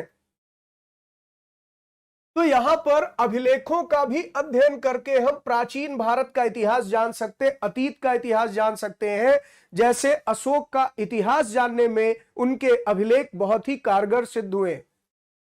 ऐसे लेख, यानी अभिलेख है क्या, तो ऐसे लेख जो पत्थर अथवा धातु जैसी अपेक्षाकृत कठोर सतहों पर उत्कीर्ण किए गए मिलते। अब देखिए, यह अभिलेख की परिभाषा हो गई। अगर आपसे यह प्रश्न पूछा गया अभिलेख क्या है, तो जिन्हें उत्कीर्ण किया गया, इंस्क्राइब्ड करके लिखा गया किसी हार्ड सरफेस पर, जैसे पत्थर पर, तो पत्थर पर पेंटिंग करके नहीं लिखा जा रहा, इंक से नहीं लिखा जा रहा, छीनी हथौड़ी से कट करके लिखा जा रहा। इसलिए आप देखिए क्या लिखा है, उत्कीर्ण किया गया। उत्कीर्ण शब्द का मतलब ही होता उकेरा गया, यानी पत्थर को काट कर उस पर लेख तैयार किए गए। एक नमूना भी आपके सामने यहां पर एक सैंपल दिखाया गया, तो इंस्क्राइब्ड किया गया। अब ये अभिलेख कैसे तैयार किए गए, कभी कभी शासक अथवा अन्य लोग अपने आदेशों को इस तरह उत्कीर्ण करवाते थे ताकि लोग उन्हें देख सकें, पढ़ सकें, उनका पालन कर सकें। यानी आप सोचिए, राजा अपनी प्रजा को अगर कोई मैसेज देना चाह रहा है, अगर कोई यहां पर संदेश देना चाह रहा है,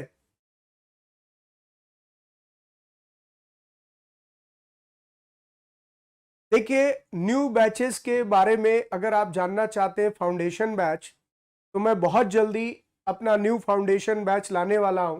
दीपावली की छुट्टियों के बाद आपको उसमें मैं डिटेल में बता दूंगा, आप बस थोड़ा सा वेट कर लें। दीपावली की छुट्टियों के बाद आएगा। अभी चूंकि छुट्टियां आ रही हैं, इसलिए मैं उसको इंट्रोड्यूस नहीं कर रहा हूं। अभी आप एनसीईआरटी पढ़ रहे हैं, इस पर प्लीज फोकस करें। तो मैंने ये कहा कि अभिलेख उत्कीर्ण करके लिखे जाते थे। क्यों? क्योंकि राजा अपनी प्रजा को इसके माध्यम से संबोधित कर सकता। जरा आप ऐसे सोचें कि आज हमारे माननीय प्रधानमंत्री जी कोई संदेश भारत की जनता को देना चाहते हैं, हम सबको कोई संदेश देना चाहते हैं, तो उनके पास कई विकल्प है।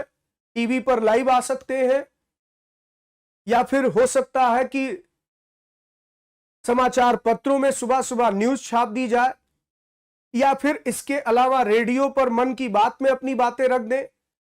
तो ऐसे बहुत सारे आज संचार माध्यम हैं जिससे दिल्ली में बैठे हमारे माननीय प्रधानमंत्री दूर दराज के गांव में, चाहे केरल हो, चाहे तमिलनाडु हो, चाहे गुजरात हो, चाहे बंगाल हो, चाहे अरुणाचल प्रदेश हो, हर जगह अपनी बात फैला सकते हैं। लेकिन आप सोचिए, पाटलिपुत्र में बैठा हुआ राजा, और अगर वो काबुल के प्रजा को संबोधित करना चाह रहा है, काबुल भी उसके अधिकार क्षेत्र में है, तो वो कैसे अपनी बात वहां रखेगा? उसके कुछ सीमित माध्यम थे, जैसे अपने दूतों को भेज दिया, या फिर पत्थर पर कोई संदेश लिखा गया, क्योंकि कागज तो उस समय था नहीं, समाचार पत्र छपते नहीं थे, टेलीविजन था नहीं, इंटरनेट का जमाना था नहीं। तो राजा ने क्या किया, अपने आदेश को पत्थर पर लिखवाया और उसे जगह जगह जहां विजिटर्स आते जाते थे वहां रखवा दिया, और इसके माध्यम से संदेशों का प्रसार हुआ। वही जो विजिटर्स को देखने के लिए पत्थरों पर लिखे गए, वही आज अभिलेख हमारे लिए इतिहास के स्रोत। तो यही यहां कहा गया है कि अभिलेख भी इतिहास के स्रोत। कुछ ऐसे अभिलेख भी मिलते हैं जिनमें राजाओं रानियों सहित अन्य स्त्री पुरुषों ने भी अपने कार्यों के विवरण लिखवाए, जैसे शासक लड़ाइयों में अर्जित विजयों का लेखा जोखा रखते थे। तो अशोक के कलिंग विजय के विषय में हमें जानकारी उसके 13वें शिलालेख से मिलती। तो जो 13th रॉक एडिक्ट है अशोक का, वो उसके कलिंग युद्ध और कलिंग विजय की जानकारी देता। इसीलिए अभिलेख हमारे लिए एक ऐतिहासिक स्रोत। फिर लगभग 2250 वर्ष पुराना यह अभिलेख जो आप देख रहे हैं, यहां सैंपल लगा हुआ है, नमूना, उसकी एक इमेज लगी है, यह वर्तमान अफगानिस्तान के कंधार से प्राप्त हुआ। यह कंधार से प्राप्त हुआ, तो यहां पर यानी 2250 वर्ष पुराना यह अभिलेख अगर कंधार से मिला, तो अशोक के समय अगर कंधार से उसका अभिलेख मिलता है, तो एक यह भी जानकारी मिलती है कि कहीं ना कहीं उस समय मौर्य साम्राज्य अफगानिस्तान तक फैला हुआ था।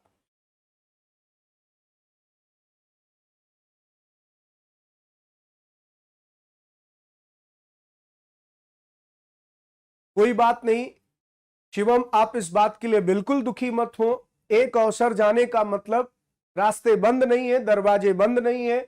आप अगले अवसर के लिए और मनोयोग करिए और मेहनत करिए, भविष्य आपका बेहतर होगा।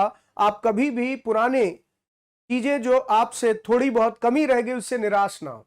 जीवन में हमेशा आगे के लिए सोचिए। यह अभिलेख अशोक नामक शासक के आदेश पर उत्कीर्ण करवाया गया था। इस शासक के विषय में हम लोग अध्याय 8 में पढ़ेंगे। तो यह सम्राट अशोक का अभिलेख है जो कहां से मिला है? कंधार से। जब हम कुछ लिखते हैं तब हम किसी लिपि का प्रयोग करते हैं, यानी लिखने के लिए यहां पर लिपि चाहिए, और लिपियां अक्षरों अथवा संकेतों से बनी होती है। लिपियां क्या है? स्क्रिप्ट क्या है? स्क्रिप्ट में कुछ संकेत होते हैं, कुछ अक्षर होते हैं। जब हम कुछ बोलते अथवा पढ़ते हैं तब हम एक भाषा का प्रयोग करते हैं। यानी भाषा क्या है? अभिव्यक्ति का माध्यम है, लेकिन मौखिक अभिव्यक्ति, जैसे मैं बोल रहा हूं, ये भाषा, ये हमारी अभिव्यक्ति का एक माध्यम है। उसी भाषा को जब आप लिपि के साथ प्रयोग करते हैं, यानी लिख रहे हैं, जैसे मैं जब यहां पर इन चीजों को पढ़ रहा हूं तो ये देवनागरी स्क्रिप्ट में लिखे हुए, हिंदी देवनागरी में लिखी जाती है, तो देवनागरी स्क्रिप्ट हो गई और हिंदी भाषा। यह अभिलेख इस क्षेत्र में प्रयुक्त होने वाली यूनानी तथा अरामाइक नामक दो भिन्न लिपियों और भाषाओं में। अब यहां से देखिए, एक बड़ा इंपॉर्टेंट सा प्रश्न हो गया कि सम्राट अशोक का कौन सा अभिलेख मिला है जो यूनानी और अरामाइक नामक दो भिन्न लिपियों में या भिन्न भाषाओं में लिखा गया? तो दो भिन्न भाषा, द्विभाषी अभिलेख अशोक का कहां से मिला? अफगानिस्तान से, कंधार से, सरेकुना से। तो कम से कम इसमें जितनी जानकारी दी है, इसके आधार पर एक प्रश्न का उत्तर आप दे सकते हैं कि अशोक का, सम्राट अशोक का द्विभाषी अभिलेख कहां से मिला है? अफगानिस्तान से। और 2250 वर्ष पुराना मतलब ही अशोक के समय की बात हो रही है। सम्राट अशोक का अफगानिस्तान के कंधार से द्विभाषी अभिलेख मिला है, जिसमें डायलेक्ट लैंग्वेज यहां पर मिल रही है, एक ग्रीक लैंग्वेज और एक अरामाइक, जो कि उस क्षेत्र में उस समय बोली जाती थी। आगे बढ़ते हैं। इसी को इंग्लिश में भी ट्रांसलेट कर दिया मैंने, आप इसको एज इट इज पढ़ सकते हैं। यहां पर सारी चीजें, जितनी चीजें मैं डिस्कस करता जा रहा हूं बच्चों, आपके लिए इंग्लिश का पेज भी मैंने साथ साथ तैयार कर दिया है, आपको प्रॉब्लम ना हो। तो मैंने क्या कहा कि टू डिफरेंट लैंग्वेज में अशोक का एक स्क्रिप्ट मिला है, जिसमें ग्रीक लैंग्वेज और अरामाइक लैंग्वेज का प्रयोग किया गया। यानी ऊपरी हिस्सा आप देखेंगे तो लिखा ग्रीक में है, और जो नीचे वाला हिस्सा है वो अरामाइक लिप में है, अरामाइक स्क्रिप्ट में है। फिर आगे बढ़ते हैं। अभी अभी थोड़ी देर पहले ही आपको मैंने बताया कि सम्राट अशोक के बारे में आप पढ़ने वाले, ध्यान से, यहीं पे आपके अटेंशन के लूज होने का संकेत मिल रहा। अभी अभी मैंने बोला कि यह अभिलेख सम्राट अशोक का है, जिसके बारे में हम अध्याय 8 में पढ़ेंगे। तो पढ़ने का एक अनुशासन सीखिए कि जो चीज जहां आनी है मैं वहीं पढ़ाऊंगा। ये सेशन ही इसलिए रखा है कि एनसीईआरटी की एक एक लाइन फॉलो की जाए, तो आप बीच में जंप करके कहीं और मत जाइए, अदरवाइज विषयांतर हो जाएंगे। बात चल रही है यहां पर सोर्सेस की, तो सोर्सेस के रेफरेंस में अशोक का मैंने जिक्र किया उनके अभिलेखों को बताने के लिए। अब आगे आते हैं। इसके अतिरिक्त अन्य कई वस्तुएं अतीत में बनी और प्रयोग में लाई जाती थी। ऐसी वस्तुओं का अध्ययन करने वाला व्यक्ति पुरातत्वविद कहलाता है। अब देखिए एक और प्रश्न का जवाब आपके पास, पुरातत्वविद कौन होता है, आर्कियोलॉजिस्ट कौन होता है? तो आर्कियोलॉजिस्ट वो है जो पुराने जमाने की चीजों को इकट्ठा करे, अतीत में बनी और प्रयोग में लाई गई वस्तुओं को जमा करे और उनका अध्ययन करके इतिहास की पुनर्रचना करे। तो इन वस्तुओं को जमा करने वाला, इनका उत्खनन करके इनको प्राप्त करने वाला व्यक्ति पुरातत्वविद कहलाता है। पुरातत्वविद पत्थर और ईंट से बनी इमारतों के अवशेषों, चित्रों, मूर्तियों का अध्ययन करते हैं। वे औजारों, हथियारों, बर्तनों, आभूषणों, सिक्कों की प्राप्ति के लिए छानबीन और खुदाई भी करते हैं। यही है उत्खनन। तो इसको आर्कियोलॉजिकल एक्सकैवेशन कहा जाता है, यानी पुरातात्विक उत्खनन कहा जाता है। जैसे आपने हिस्ट्री में पढ़ा होगा कि दयाराम साहनी और राखाल दास बनर्जी ने हड़प्पा और मोहनजोदड़ो का उत्खनन कराया। तो हड़प्पा और मोहनजोदड़ो का उत्खनन करवाने वाले दयाराम साहनी और राखाल दास बनर्जी पुरातत्वविद थे, वो आर्कियोलॉजिस्ट थे। उनका पर्पस था कि हम पुरानी चीजों को जमा करें और उससे इतिहास की पुनर्रचना करें। इनमें से कुछ वस्तुएं पत्थर, पकी मिट्टी, कुछ धातु की बनी हो सकती हैं। ऐसे तत्व कठोर तथा जल्दी नष्ट ना होने वाले होते। तो अगर पत्थर की कोई चीज बनाई गई है, मिट्टी और धातु की बनाई गई, पकी मिट्टी की, तो स्वाभाविक है कि यहां पर ये चीजें जल्दी नष्ट नहीं होंगी। हाँ बिल्कुल, आप सबके लिए पूरा का पूरा कंटेंट मैं अपने Telegram channel per day by day upload करवाता हूं। आपको ये पूरा कंटेंट जो पढ़ा रहा हूं मेरे टेलीग्राम पर डेली शेयर किया जाएगा, आप उसको फॉलो कर सकते हैं। तो ज्यादा से ज्यादा एक दिन का वक्त लगता है और बाकी आपको यहां पर ये डे बाय डे शेयर कर दिया जाएगा, ठीक है। अगर नहीं हुआ है तो अखिलेश आप परेशान बिल्कुल ना हो, आज रात तक मैं इसे आज तक के लेक्चर को अपलोड जरूर करवा दूंगा। आगे बढ़ते हैं। तो ये चित्र भी आप देख सकते हैं। यहां एक प्राचीन नगर से हमें कुछ पात्र मिले। ये आज के नहीं है, ये जो मटका आप देख रहे हैं ये मटका आज का नहीं है, बल्कि यहां पर आप पाएंगे मटका 4700 साल पहले का। ये कह रहा है एक प्राचीन नगर से प्राप्त पात्र, एक पुराने नगर से मिला। इस तरह के पात्रों का प्रयोग 4700 पूर्व होता था, यानी ये सिंधु घाटी सभ्यता के समय का, इंडस वैली सिविलाइजेशन के समय का। तो हाँ देखिए, राइडर साहब ने बताया कि सर अपलोड हो गया, एक बार चेक कर लीजिएगा, मैं भी चेक कर लूंगा। नहीं अपलोड हुआ होगा तो आज रात तक अपलोड हो जाएगा। फिर एक पुराना चांदी का सिक्का भी मिला। आप देख सकते हैं कि ये चांदी के यानी धातु से बने ये सिक्के, मोहर है। सिक्का ना कहकर इसको हम मोहर कह सकते हैं, सील। तो यहां सील भी मिले, मोहरें मिली हैं, मिट्टी के यहां पर बने हुए पकी मिट्टी के बर्तन मिले हैं।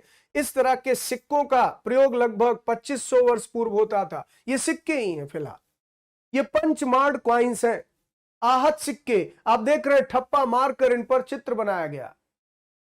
तो यहां पर ये सिल्वर क्वाइंस है और वो भी 2500 साल पहले इन सिक्कों का प्रयोग होता था। यानी ये जो सिक्के आप देख रहे हैं ये ईसा पूर्व 6वीं शताब्दी के।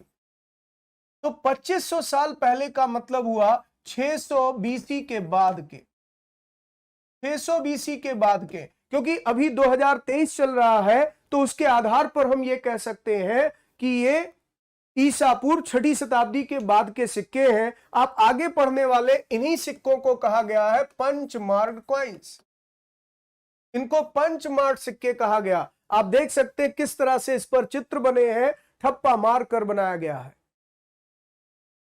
तो यहां पर हम कह सकते हैं 4700 साल पहले भी कुंभकारी थी, कुम्हार होते थे और ये मिट्टी के बर्तन का निर्माण करते थे और लगभग 2500 साल पहले भारत में व्यापार में विनिमय में सिक्कों का प्रचलन हो चुका था। ये दोनों तथ्य बहुत महत्वपूर्ण हैं बच्चों। अगर पेपर में क्वेश्चन आ गया कि भारत में विनिमय के लिए सिक्कों का प्रचलन कब हुआ, आज के 2500 साल पहले यानी ईसा पूर्व 6वीं शताब्दी। भारत में मिट्टी के बर्तन बनाने, मृदभांड बनाने की परंपरा सिंधु घाटी सभ्यता में भी मिलती है। तो हमारे द्वारा आज प्रयोग में आने वाले सिक्कों से ये सिक्का कैसे भिन्न है? तो आज तो सिक्कों की जो मिंटिंग होती है, ढलाई होती है, वो बहुत एडवांस टेक्नोलॉजी। आज पंच करके उस पर आप चित्र नहीं देखते हैं, उस पर पूरी मशीनों से प्रिंटिंग होती है, मिंटिंग उसे कहा जाता है। लेकिन तब मिंटिंग के लिए ऐसा टेक्नोलॉजी नहीं था, तो उस पर ठप्पा मारकर चित्र बनाए जाते थे। यानी कुल मिलाकर हम इस तरह से कह सकते हैं कि इस पर 3-4 तरीके का प्रश्न स्टेटमेंट वाइज आ सकता है। चलिए आगे बढ़ते हैं।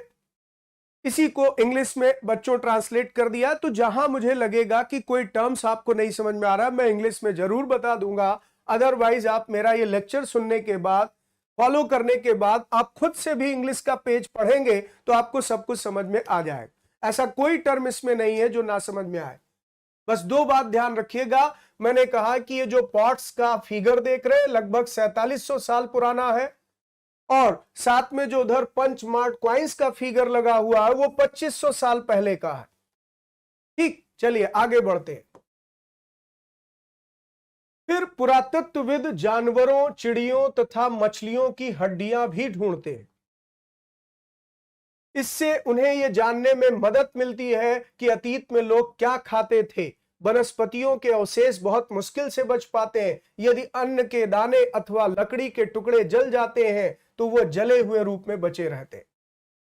तो हम ये कह सकते हैं कि पुरातात्विक स्रोत और साहित्यिक स्रोत, इन दोनों से हमें अतीत जानने की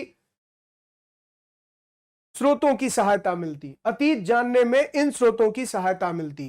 तो चाहे पांडुलिपियों की बात की जाए, चाहे अभिलेखों की बात की जाए, पुरातत्व से ज्ञात जानकारियों की बात की जाए, ये इतिहासकार इन स्रोतों का इस्तेमाल करते हैं। यानी ये जो टर्म यहां लिखे सब स्रोत कहलाते। तो मैंने अभी क्या कहा था आपसे कि ये चैप्टर किस चीज को डील करता है? इतिहास को जानने के स्रोत क्या है, साधन क्या है, कौन से सोर्स है जिससे हमें इतिहास के बारे में पता चलता। तो मैंने आपसे पहले दिन ही एक सवाल किया था कि अगर मैं आपसे कहता हूं पानीपत की पहली लड़ाई बाबर और इब्राहिम लोदी के बीच लड़ी गई, तो इसका जवाब यह भी हो सकता है कि इसके बारे में जानकारी कहां से मिली। तो इसका जवाब यह भी हो सकता है कि एक स्टूडेंट कह दे सर मेरा घर पानीपत में ही, मैं पानीपत का रहने वाला। भाई आप पानीपत के रहने वाले हैं, इससे कैसे यह पता चल गया कि बाबर और इब्राहिम लोदी में पानीपत की लड़ाई हुई? पानीपत एक जगह का नाम है, हरियाणा में है, वहां का एक डिस्ट्रिक्ट है शायद, और वहीं पर यह युद्ध लड़ा गया 1526 में। तो यह बात आज के लगभग 500 साल पहले की। तो 500 साल पहले का कोई इंसान तो आज नहीं मिलेगा, लेकिन हां 500 साल पहले के एक इंसान ने अपनी एक रचना तैयार की थी, तुझके बाबरी या बाबरनामा, जो आज भी है। तो तुझके बाबरी या बाबरनामा एक सोर्स है। ऐसे कई सोर्स हमें मिलते हैं जो इतिहास के बारे में बताते हैं। तो यही ये कह रहा है कि चाहे हम पांडुलिपियों की बात करें, अभिलेखों की, या पुरातत्व से जो चीजें मिलती हैं जिससे हम इतिहास की पुनर्रचना करते हैं, इसे ऐतिहासिक भाषा में स्रोत कहा जाता है। इतिहासकार किसे कहते हैं ये तक इसमें बताया गया। इतिहासकार उन्हें कहते हैं जो अतीत का अध्ययन करते हैं। स्रोत के प्राप्त होते ही अतीत के बारे में पढ़ना बहुत रोचक हो जाता है, क्योंकि इन स्रोतों की सहायता से हम धीरे धीरे अतीत का पुनर्निर्माण करते जाते। ध्यान रखिएगा, अतीत का हम पुनर्निर्माण करते हैं।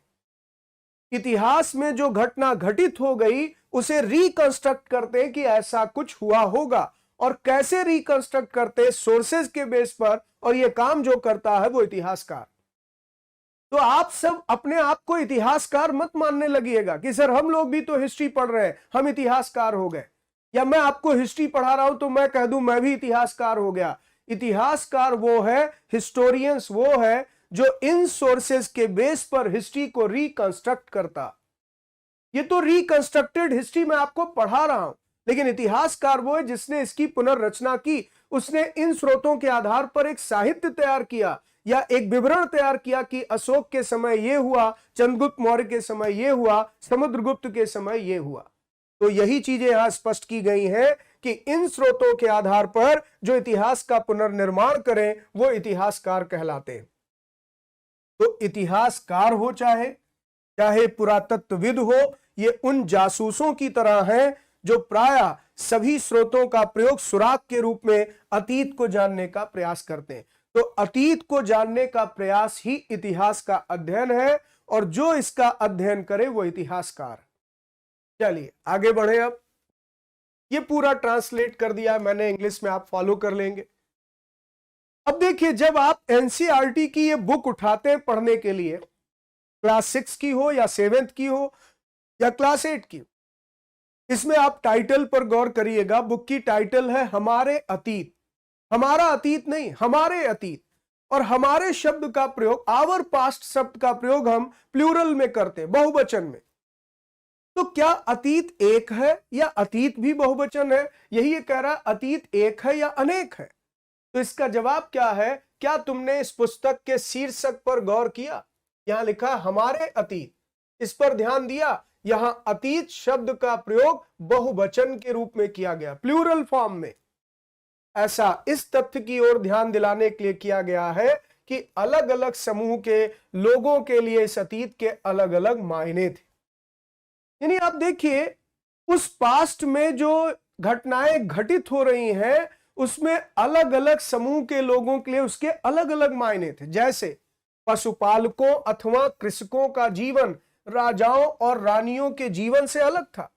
व्यापारियों का जीवन शिल्पकारों के जीवन से बहुत अलग था।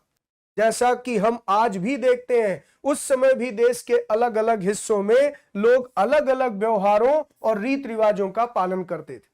भारत एक ऐसा देश है जो कल्चरली बहुत डाइवर्सिफाइड है। भारत में सांस्कृतिक विविधता पाई जाती है, और इस कारण से आप देखेंगे अलग अलग पहनावा, अलग अलग खान पान, अलग अलग रीति रिवाज, अलग अलग त्योहार तक मनाए जाते हैं।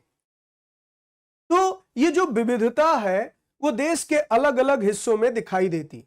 जैसे आज अंडमान द्वीप के अधिकांश लोग अपना भोजन मछलियां पकड़कर, शिकार करके, फल फूल का संग्रहण करके प्राप्त करते हैं। यानी कितना इंटरेस्टिंग फैक्ट है कि आज भी अंडमान निकोबार आइलैंड पर प्री हिस्टोरिक एज की तरह जीवन जीने वाले लोग हैं।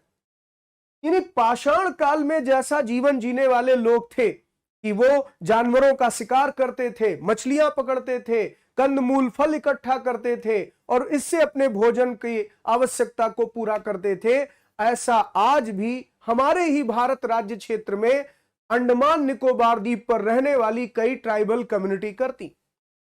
यानी हम ज्ञान विज्ञान में कितना आगे निकल गए कि आप सोचिए, इंसान आज अंतरिक्ष में, स्पेस में जाके स्टेशन बना रहा है, चंद्रमा की यात्रा करने की प्लानिंग भारत में हो गई, और ये आज भी उस प्री हिस्टोरिक मेंस की तरह, प्राग ऐतिहासिक मानवों की तरह जीवन जी रहे। तो अलग अलग क्षेत्रों में अलग अलग तरीके के कल्चर, अलग अलग तरीके के रीति रिवाज देखने को मिलते, जो आज भी ये विविधता मौजूद है। इसके विपरीत शहरों में रहने वाले लोग खाद्य आपूर्ति के लिए अन्य व्यक्तियों पर निर्भर करते हैं। यानी जो सिटी में रह रहे, शहर में, वो गांव के किसानों से जो अनाज पैदा होता उसके ऊपर जीवन यापन कर रहे हैं, क्योंकि किसान अपनी मेहनत से जो अन्न उपजाता है, अधिक अन्न उपज के कारण ही वो बाजार में जाता है। जो फूड सरप्लस है, सरप्लस प्रोडक्शन मार्केट में आया और मार्केट से शहर के लोगों का जीवन यापन चल रहा है। यानी शहर में रहने वाले लोग खेती बाड़ी नहीं कर रहे, लेकिन खाते वही, वो भी चावल और गेहूं ही खाएंगे। तो यहां पर आप कह सकते हैं कि वो अपने भोजन की आवश्यकताओं की पूर्ति के लिए इस तरह से निर्भर है।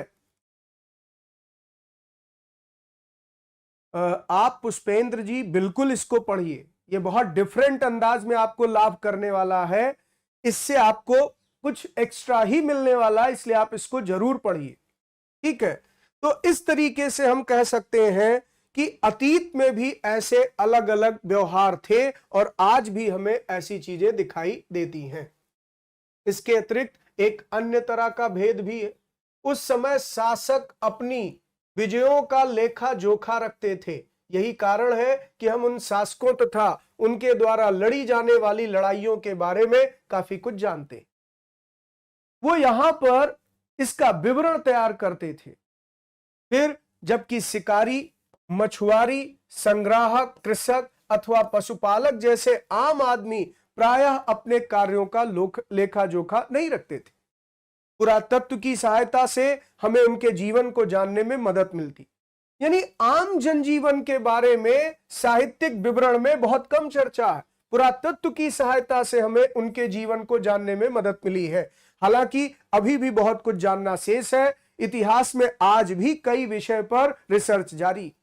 जैसे आज भी एक मुद्दा बना हुआ है कि आर्य मूलतः भारत के थे या वो माइग्रेट होकर के भारत में आए। यहां के मूल निवासी कौन थे, यह भी एक प्रश्न है। फिर इसी तरीके से सिंधु सभ्यता का पतन कैसे हुआ, इंडस सिविलाइजेशन का डिक्लाइन कैसे हुआ, वो आज भी एक रहस्य का विषय बना हुआ। उस पर कई तरह के मत सामने आए। तो ऐसे अतीत के कई मुद्दे हैं, कई विषय हैं जिस पर अभी भी इनके बारे में बहुत कुछ जानने का प्रयास जारी है। अब तिथियों की बात हो रही इतिहास में। आप जानते हैं कि जब हम इतिहास का अध्ययन करते हैं तो डेट्स का बहुत बड़ा रोल है, क्योंकि डेट्स के हिसाब से ही हम तय कर पाते हैं कौन सी घटना कब घटित हुई। तो अगर कोई तुमसे तिथि के विषय में पूछे तो तुम शायद उस दिन की तारीख, माह, वर्ष, जैसे कि 2000 या इसी तरह का कोई और वर्ष बताओगी। वर्ष की यह गणना, अब यहां से ध्यान रखिए, वर्ष की यह गणना ईसाई धर्म प्रवर्तक ईसा मसीह के जन्म की तिथि से की जाती। ईसा मसीह के जन्म को यहां पर आधार बनाया गया है। अतः 2000 वर्ष कहने का तात्पर्य है ईसा मसीह के जन्म के 2000 वर्ष के बाद, और इसे हम कहते हैं एडी। एडी का मतलब होता है एना डोमिनी। एना डोमिनी, और एना डोमिनी को ही हिंदी में हम लिखते हैं ईसवी सन। ईसवी सन, और इसका मतलब क्या हुआ, after the birth of lord. Anno domini Latin भाषा का शब्द है जिसका मतलब होता है after the birth of lord, यानी भगवान के जन्म के बाद, ईसा मसीह प्रभु यीशु के जन्म के बाद जो समय है वो एना डोमिनी में काउंट होता है। तो जब हम 2000 एडी कहते हैं तो इसका मतलब आज से 2000 साल पहले यीशु का जीवन था। ईसा मसीह के जन्म के पूर्व की जो तिथियां, उससे पहले की जो तिथियां हैं, इसको बिफोर क्राइस्ट कहते हैं, ईसा से पहले, और इसे एक्रोनिम में ईपू लिखते हैं, यानी ईशा पूर्व। तो ईसा से पहले की तिथियों को ईशा पूर्व कहा जाता है, और उनके जन्म के समय से लेकर जो तिथियां हैं उसे एना डोमिनी कहा जाता है। तो इस पुस्तक में हम 2000 को अपना आरंभिक बिंदु मानते हैं, वर्तमान से पूर्व की तिथियों का उल्लेख करें। यानी ये मानकर ये पुस्तक लिखी गई कि अभी वर्ष 2000 चल रहा, हालांकि 2023 चल रहा है, तो 2000 मान करके आधार वर्ष बनाकर इन्होंने सारी डेट्स का इसमें उल्लेख किया। जैसे मान लीजिए कहा 4700 साल पहले, तो इसका मतलब हो गया कि 2700 ईसा पूर्व की बात हो रही। चलिए आगे बढ़ते हैं। अब तो इतिहास और तिथियों के संदर्भ में कहा गया, अंग्रेजी में जो बीसी है, हिंदी में जिसे हम ईसा पूर्व, बीसी मतलब बिफोर क्राइस्ट, इसका मतलब है बिफोर क्राइस्ट। ईसा पूर्व, इसका तात्पर्य है बिफोर क्राइस्ट का मतलब ईसा से पहले। कभी कभी तुम तिथियों से पहले एडी, हिंदी में ईस्वी लिखते हो, इसका मतलब है एनो डोमिनी। ये दो लैटिन शब्दों से बना है और इसका तात्पर्य है ईसा मसीह के जन्म का वर्ष। ईयर ऑफ लॉर्ड इसे कहा गया। कभी कभी एडी की जगह पर, अब गौर करिएगा, एडी की जगह पर सीई भी प्रयोग किया जाता है। एडी की जगह पर सीई, कॉमन एरा, और बीसी की जगह पर कह रहा है बीसीई का प्रयोग किया जाता है। यानी बीसी की जगह पर बीसीई का मतलब हुआ बिफोर कॉमन एरा। तो सीई अक्षरों का प्रयोग कॉमन एरा के लिए होता है और बीसीई का प्रयोग बिफोर कॉमन एरा के लिए होता है। ये भी एक ट्रेंड है, ध्यान रखिएगा। हम इन शब्दों का प्रयोग इसलिए करते हैं क्योंकि विश्व के अधिकांश देशों में अब इस कैलेंडर का प्रयोग सामान्य हो गया। भारत में तिथियों के इस रूप का प्रयोग लगभग 200 वर्ष पूर्व शुरू हुआ।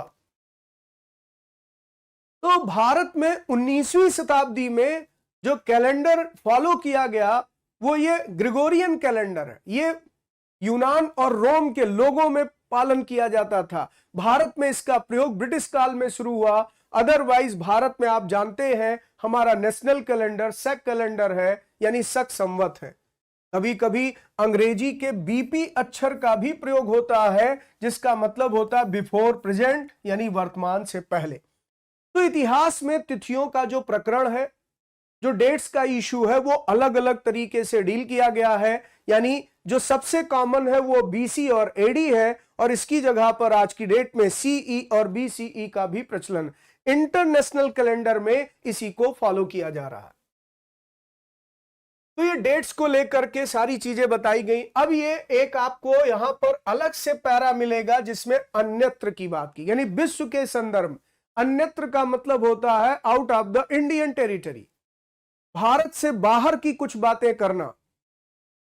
तो ऐसा हम ये कह सकते हैं कि जैसा कि हमने पहले पढ़ा, अभिलेख कठोर सतह पर उत्कीर्ण करवाए जाते। इनमें से कई अभिलेख कई सौ वर्ष पूर्व लिखे गए थे। सभी अभिलेखों में लिपियों और भाषाओं का प्रयोग हुआ है।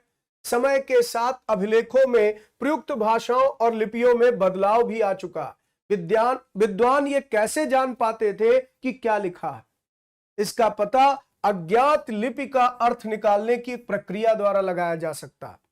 इस प्रकार से अज्ञात लिपि को जानने की एक प्रसिद्ध कहानी उत्तरी अफ्रीकी देश मिस्र से मिलती है।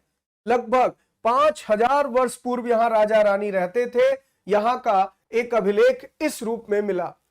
मिस्र के उत्तरी तट पर रोसेट्टा नाम की एक जगह है।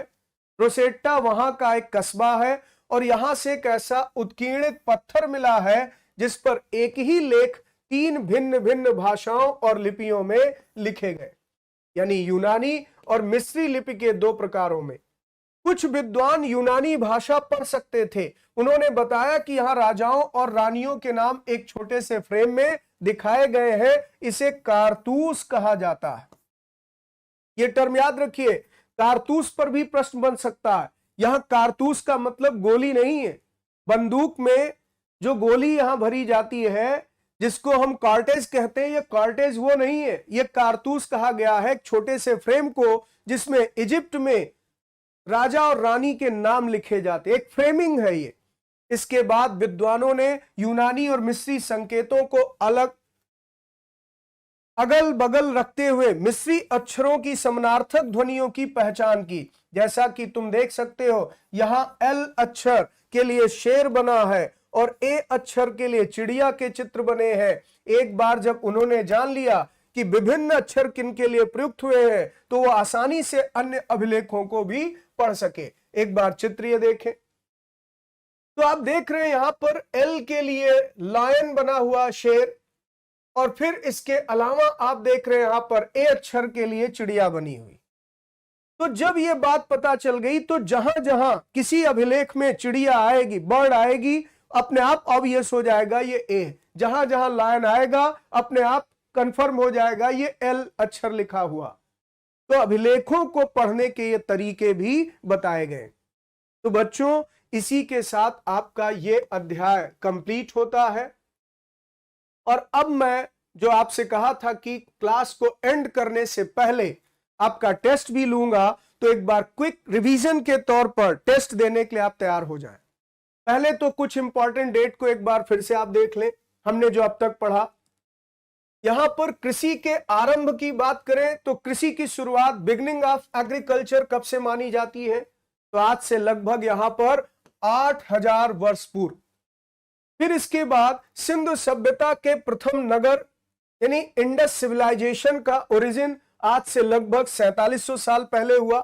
गंगा घाटी में नगरीकरण या मगध राज्य का उदय कब हुआ? तो 2500 साल पहले हुआ, और वर्तमान समय ये 2000 वर्ष पूर्व माना गया है। इस बुक में ये सारे कंटेंट फॉलो किए गए। अब जरा आपका मैं टेस्ट शुरू करता हूं। आप सब क्विज के लिए तैयार हैं तो एक बार थम्स अप कर दें। क्या सभी बच्चे जो लाइव हैं वो क्विज के लिए तैयार हैं? आज मैं टेस्ट लूं जो आपको एनसीईआरटी अभी तक मैंने पढ़ाई, पहले ही चैप्टर का टेस्ट लूंगा, उससे बाहर कुछ नहीं पूछूंगा, बल्कि एक प्रश्न तो यहां पर मैंने एनसीईआरटी की बुक का ही ले लिया है। आपको बस केवल यहां पर कमेंट में लिख लिख के उत्तर बताना है। चलिए, तो आप सब मुझे लगता है एग्री कर रहे हैं कि आपके लिए टेस्ट लिया जाए। चलिए आगे बढ़ते हैं। तो पहला देखिए प्रश्न, यहां पर कोई विकल्प नहीं दिया है मैंने, बस आपको यह मानकर चलना है कि ये ए है, ये बी है, ये सी है, ये डी है, ये ई है। ये एनसीईआरटी में ही दिया क्वेश्चन। और इसको 1 कर लीजिए, इसको 2, इसको 3, इसको 4 और इसको 5। तो यहां पर नर्मदा घाटी ए मान लें, किसके साथ मिलाएंगे जो स्टेटमेंट लिखें। फिर लिखा है मगध, मगध को इस पांचों में से किससे मिलाएंगे, और गारो पहाड़ियां पांचों में से किससे मिलाएंगे। ऐसे ही सिंधु तथा इसकी सहायक नदियां कैसे मिलाएंगे, और फिर गंगा घाटी को कैसे मिलाएं। तो आपने जो पढ़ा है, सबसे पहला जवाब दीजिए, नर्मदा घाटी को इन 5 में से किसके साथ आप सेट करेंगे। पहला बड़ा राज्य, आखेट तथा संग्रहण, लगभग 2500 वर्ष पूर्व के नगर, आरंभिक कृषि, या प्रथम नगर। क्या लगाएंगे नर्मदा घाटी में, बताइए।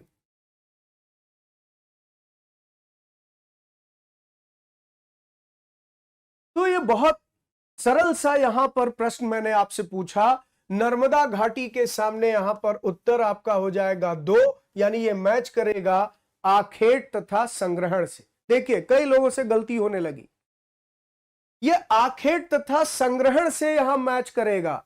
और जब हम मगध की बात करेंगे तो मगध किसके साथ मैच करेगा, ये हो जाएगा पहला, क्योंकि मगध ही पहला बड़ा राज्य था। यानी बी का क्या हो गया 1। अब बहुत सारे बच्चों की गलतियां देख रहा हूं, कोई बी का 2 लगा रहा है, कोई कुछ लगा रहा है। नर्मदा घाटी ए का 2 और मगध का बी का 1। फिर गारो पहाड़ियां, गारो पहाड़ियों के बारे में आपने क्या जाना, तो गारो पहाड़ियां आरंभिक कृषि क्षेत्र था, यानी कि सी का हो गया 4। सबसे पहले कृषि की शुरुआत विंध्य के उत्तर में गारो पहाड़ियों के क्षेत्र में मिलती है। फिर सिंध और उसकी सहायक नदियां, ये प्रथम नगर हो जाएगा, यानी डी का हो जाएगा 5। तो प्रथम नगर, नगरीकरण, सिंधु घाटी सभ्यता, यहां डी का 5 हो जाएगा। और फिर गंगा घाटी की बात करें तो सी ई का यहां पर क्या हो जाएगा, लगभग 2500 वर्ष पूर्व के नगर, यानी 3 हो जाएगा। तो गंगा घाटी ई का 3। तो अगर आप यहां पर क्लासेस को सीरियसली सुन रहे हैं तो आप टेस्ट देने में कंफर्टेबल होंगे, उत्तर भी दे पाएंगे, गलतियां नहीं होनी चाहिए थी। तो नर्मदा वैली को किससे मैच करेंगे, हंटिंग एंड गैदरिंग से। मगध को किससे मैच करेंगे, the first big kingdom. Garo hills को किससे मैच करेंगे, early agriculture. Indus and it's tributary को किससे मैच करेंगे, द फर्स्ट सिटीज। और गंगा वैली को किससे मैच करेंगे, सिटीज अबाउट 2500 ईयर्स एगो। अगला प्रश्न देखिए, मनुष्य ने कुछ क्षेत्रों में लगभग 8000 वर्ष पहले गांवों में रहना आरंभ किया, निम्नलिखित में से वे कौन से क्षेत्र थे। मनुष्य ने कुछ क्षेत्रों में लगभग 8000 वर्ष पहले गांवों में रहना आरंभ किया था, निम्नलिखित में से वे कौन से थे। नर्मदा के आसपास के क्षेत्र, सुलेमान तथा किरथर पहाड़ियां, गंगा तथा यमुना दोआब, या दक्कन तथा कोंकण। तो मनुष्य ने कुछ क्षेत्रों में लगभग 8000 वर्ष पहले गांवों में रहना शुरू किया था। लगभग 8000 साल पहले गांवों में रहना शुरू किया था। अब यहां पर सवाल है कि वो क्षेत्र कौन सा था। फिर देख रहा हूं बहुत सारे बच्चों से गलती हो रही है, इसका उत्तर होगा सुलेमान तथा किरथर। आंसर बच्चों आपको बी लगाना था, आप लोग पता नहीं क्या क्या आंसर लगाए जा रहे हैं। ये दिखाता है कि एनसीईआरटी की एक एक लाइन कितनी इंपॉर्टेंट है और आपने ध्यान से नहीं देखा। मैंने आपको बच्चों एरिया तक बताया था, मेहरगढ़। मैंने क्लास में मेहरगढ़ लिखकर भी बताया था, आपसे कहा था मेहरगढ़ पाकिस्तान के बलूचिस्तान में पड़ता है और यहां पर 8000 साल पहले लोग गांव बसा चुके थे, खेती बाड़ी करने लगे थे, गेहूं की खेती करने का प्रमाण मिलने लगता है। तो इस तरीके से आप जरा क्लास कल वाली देखिएगा, कितना बेहतर मैंने एक्सप्लेन किया था और उसके बाद भी उत्तर गलत हो रहा। तो सुलेमान किरथर इसका आंसर हो जाएगा। अगला प्रश्न देखिए, निम्नलिखित कथनों पर विचार करें। लगभग 2500 वर्ष पूर्व सिंधु नदी घाटी क्षेत्र में आरंभिक नगरों का उदय हुआ। गंगा व इसकी सहायक नदियों के किनारे तथा समुद्र तटवर्ती इलाकों में नगरों का विकास लगभग 1500 वर्ष पूर्व हुआ। उपरोक्त कथनों में से कौन कौन सा सही? ये चाहे आप तो इंग्लिश में भी प्रश्न फॉलो कर सकते हैं। Consider the following statements. About 2500 years ago early cities emerged in the Indus River Valley region। फिर इसके बाद the development of CTs on the banks of the Ganga and its tributaries and in the coastal areas took place more than 1500 years ago। और उसके बाद 4 option है, आपको बताना है क्या आंसर होगा।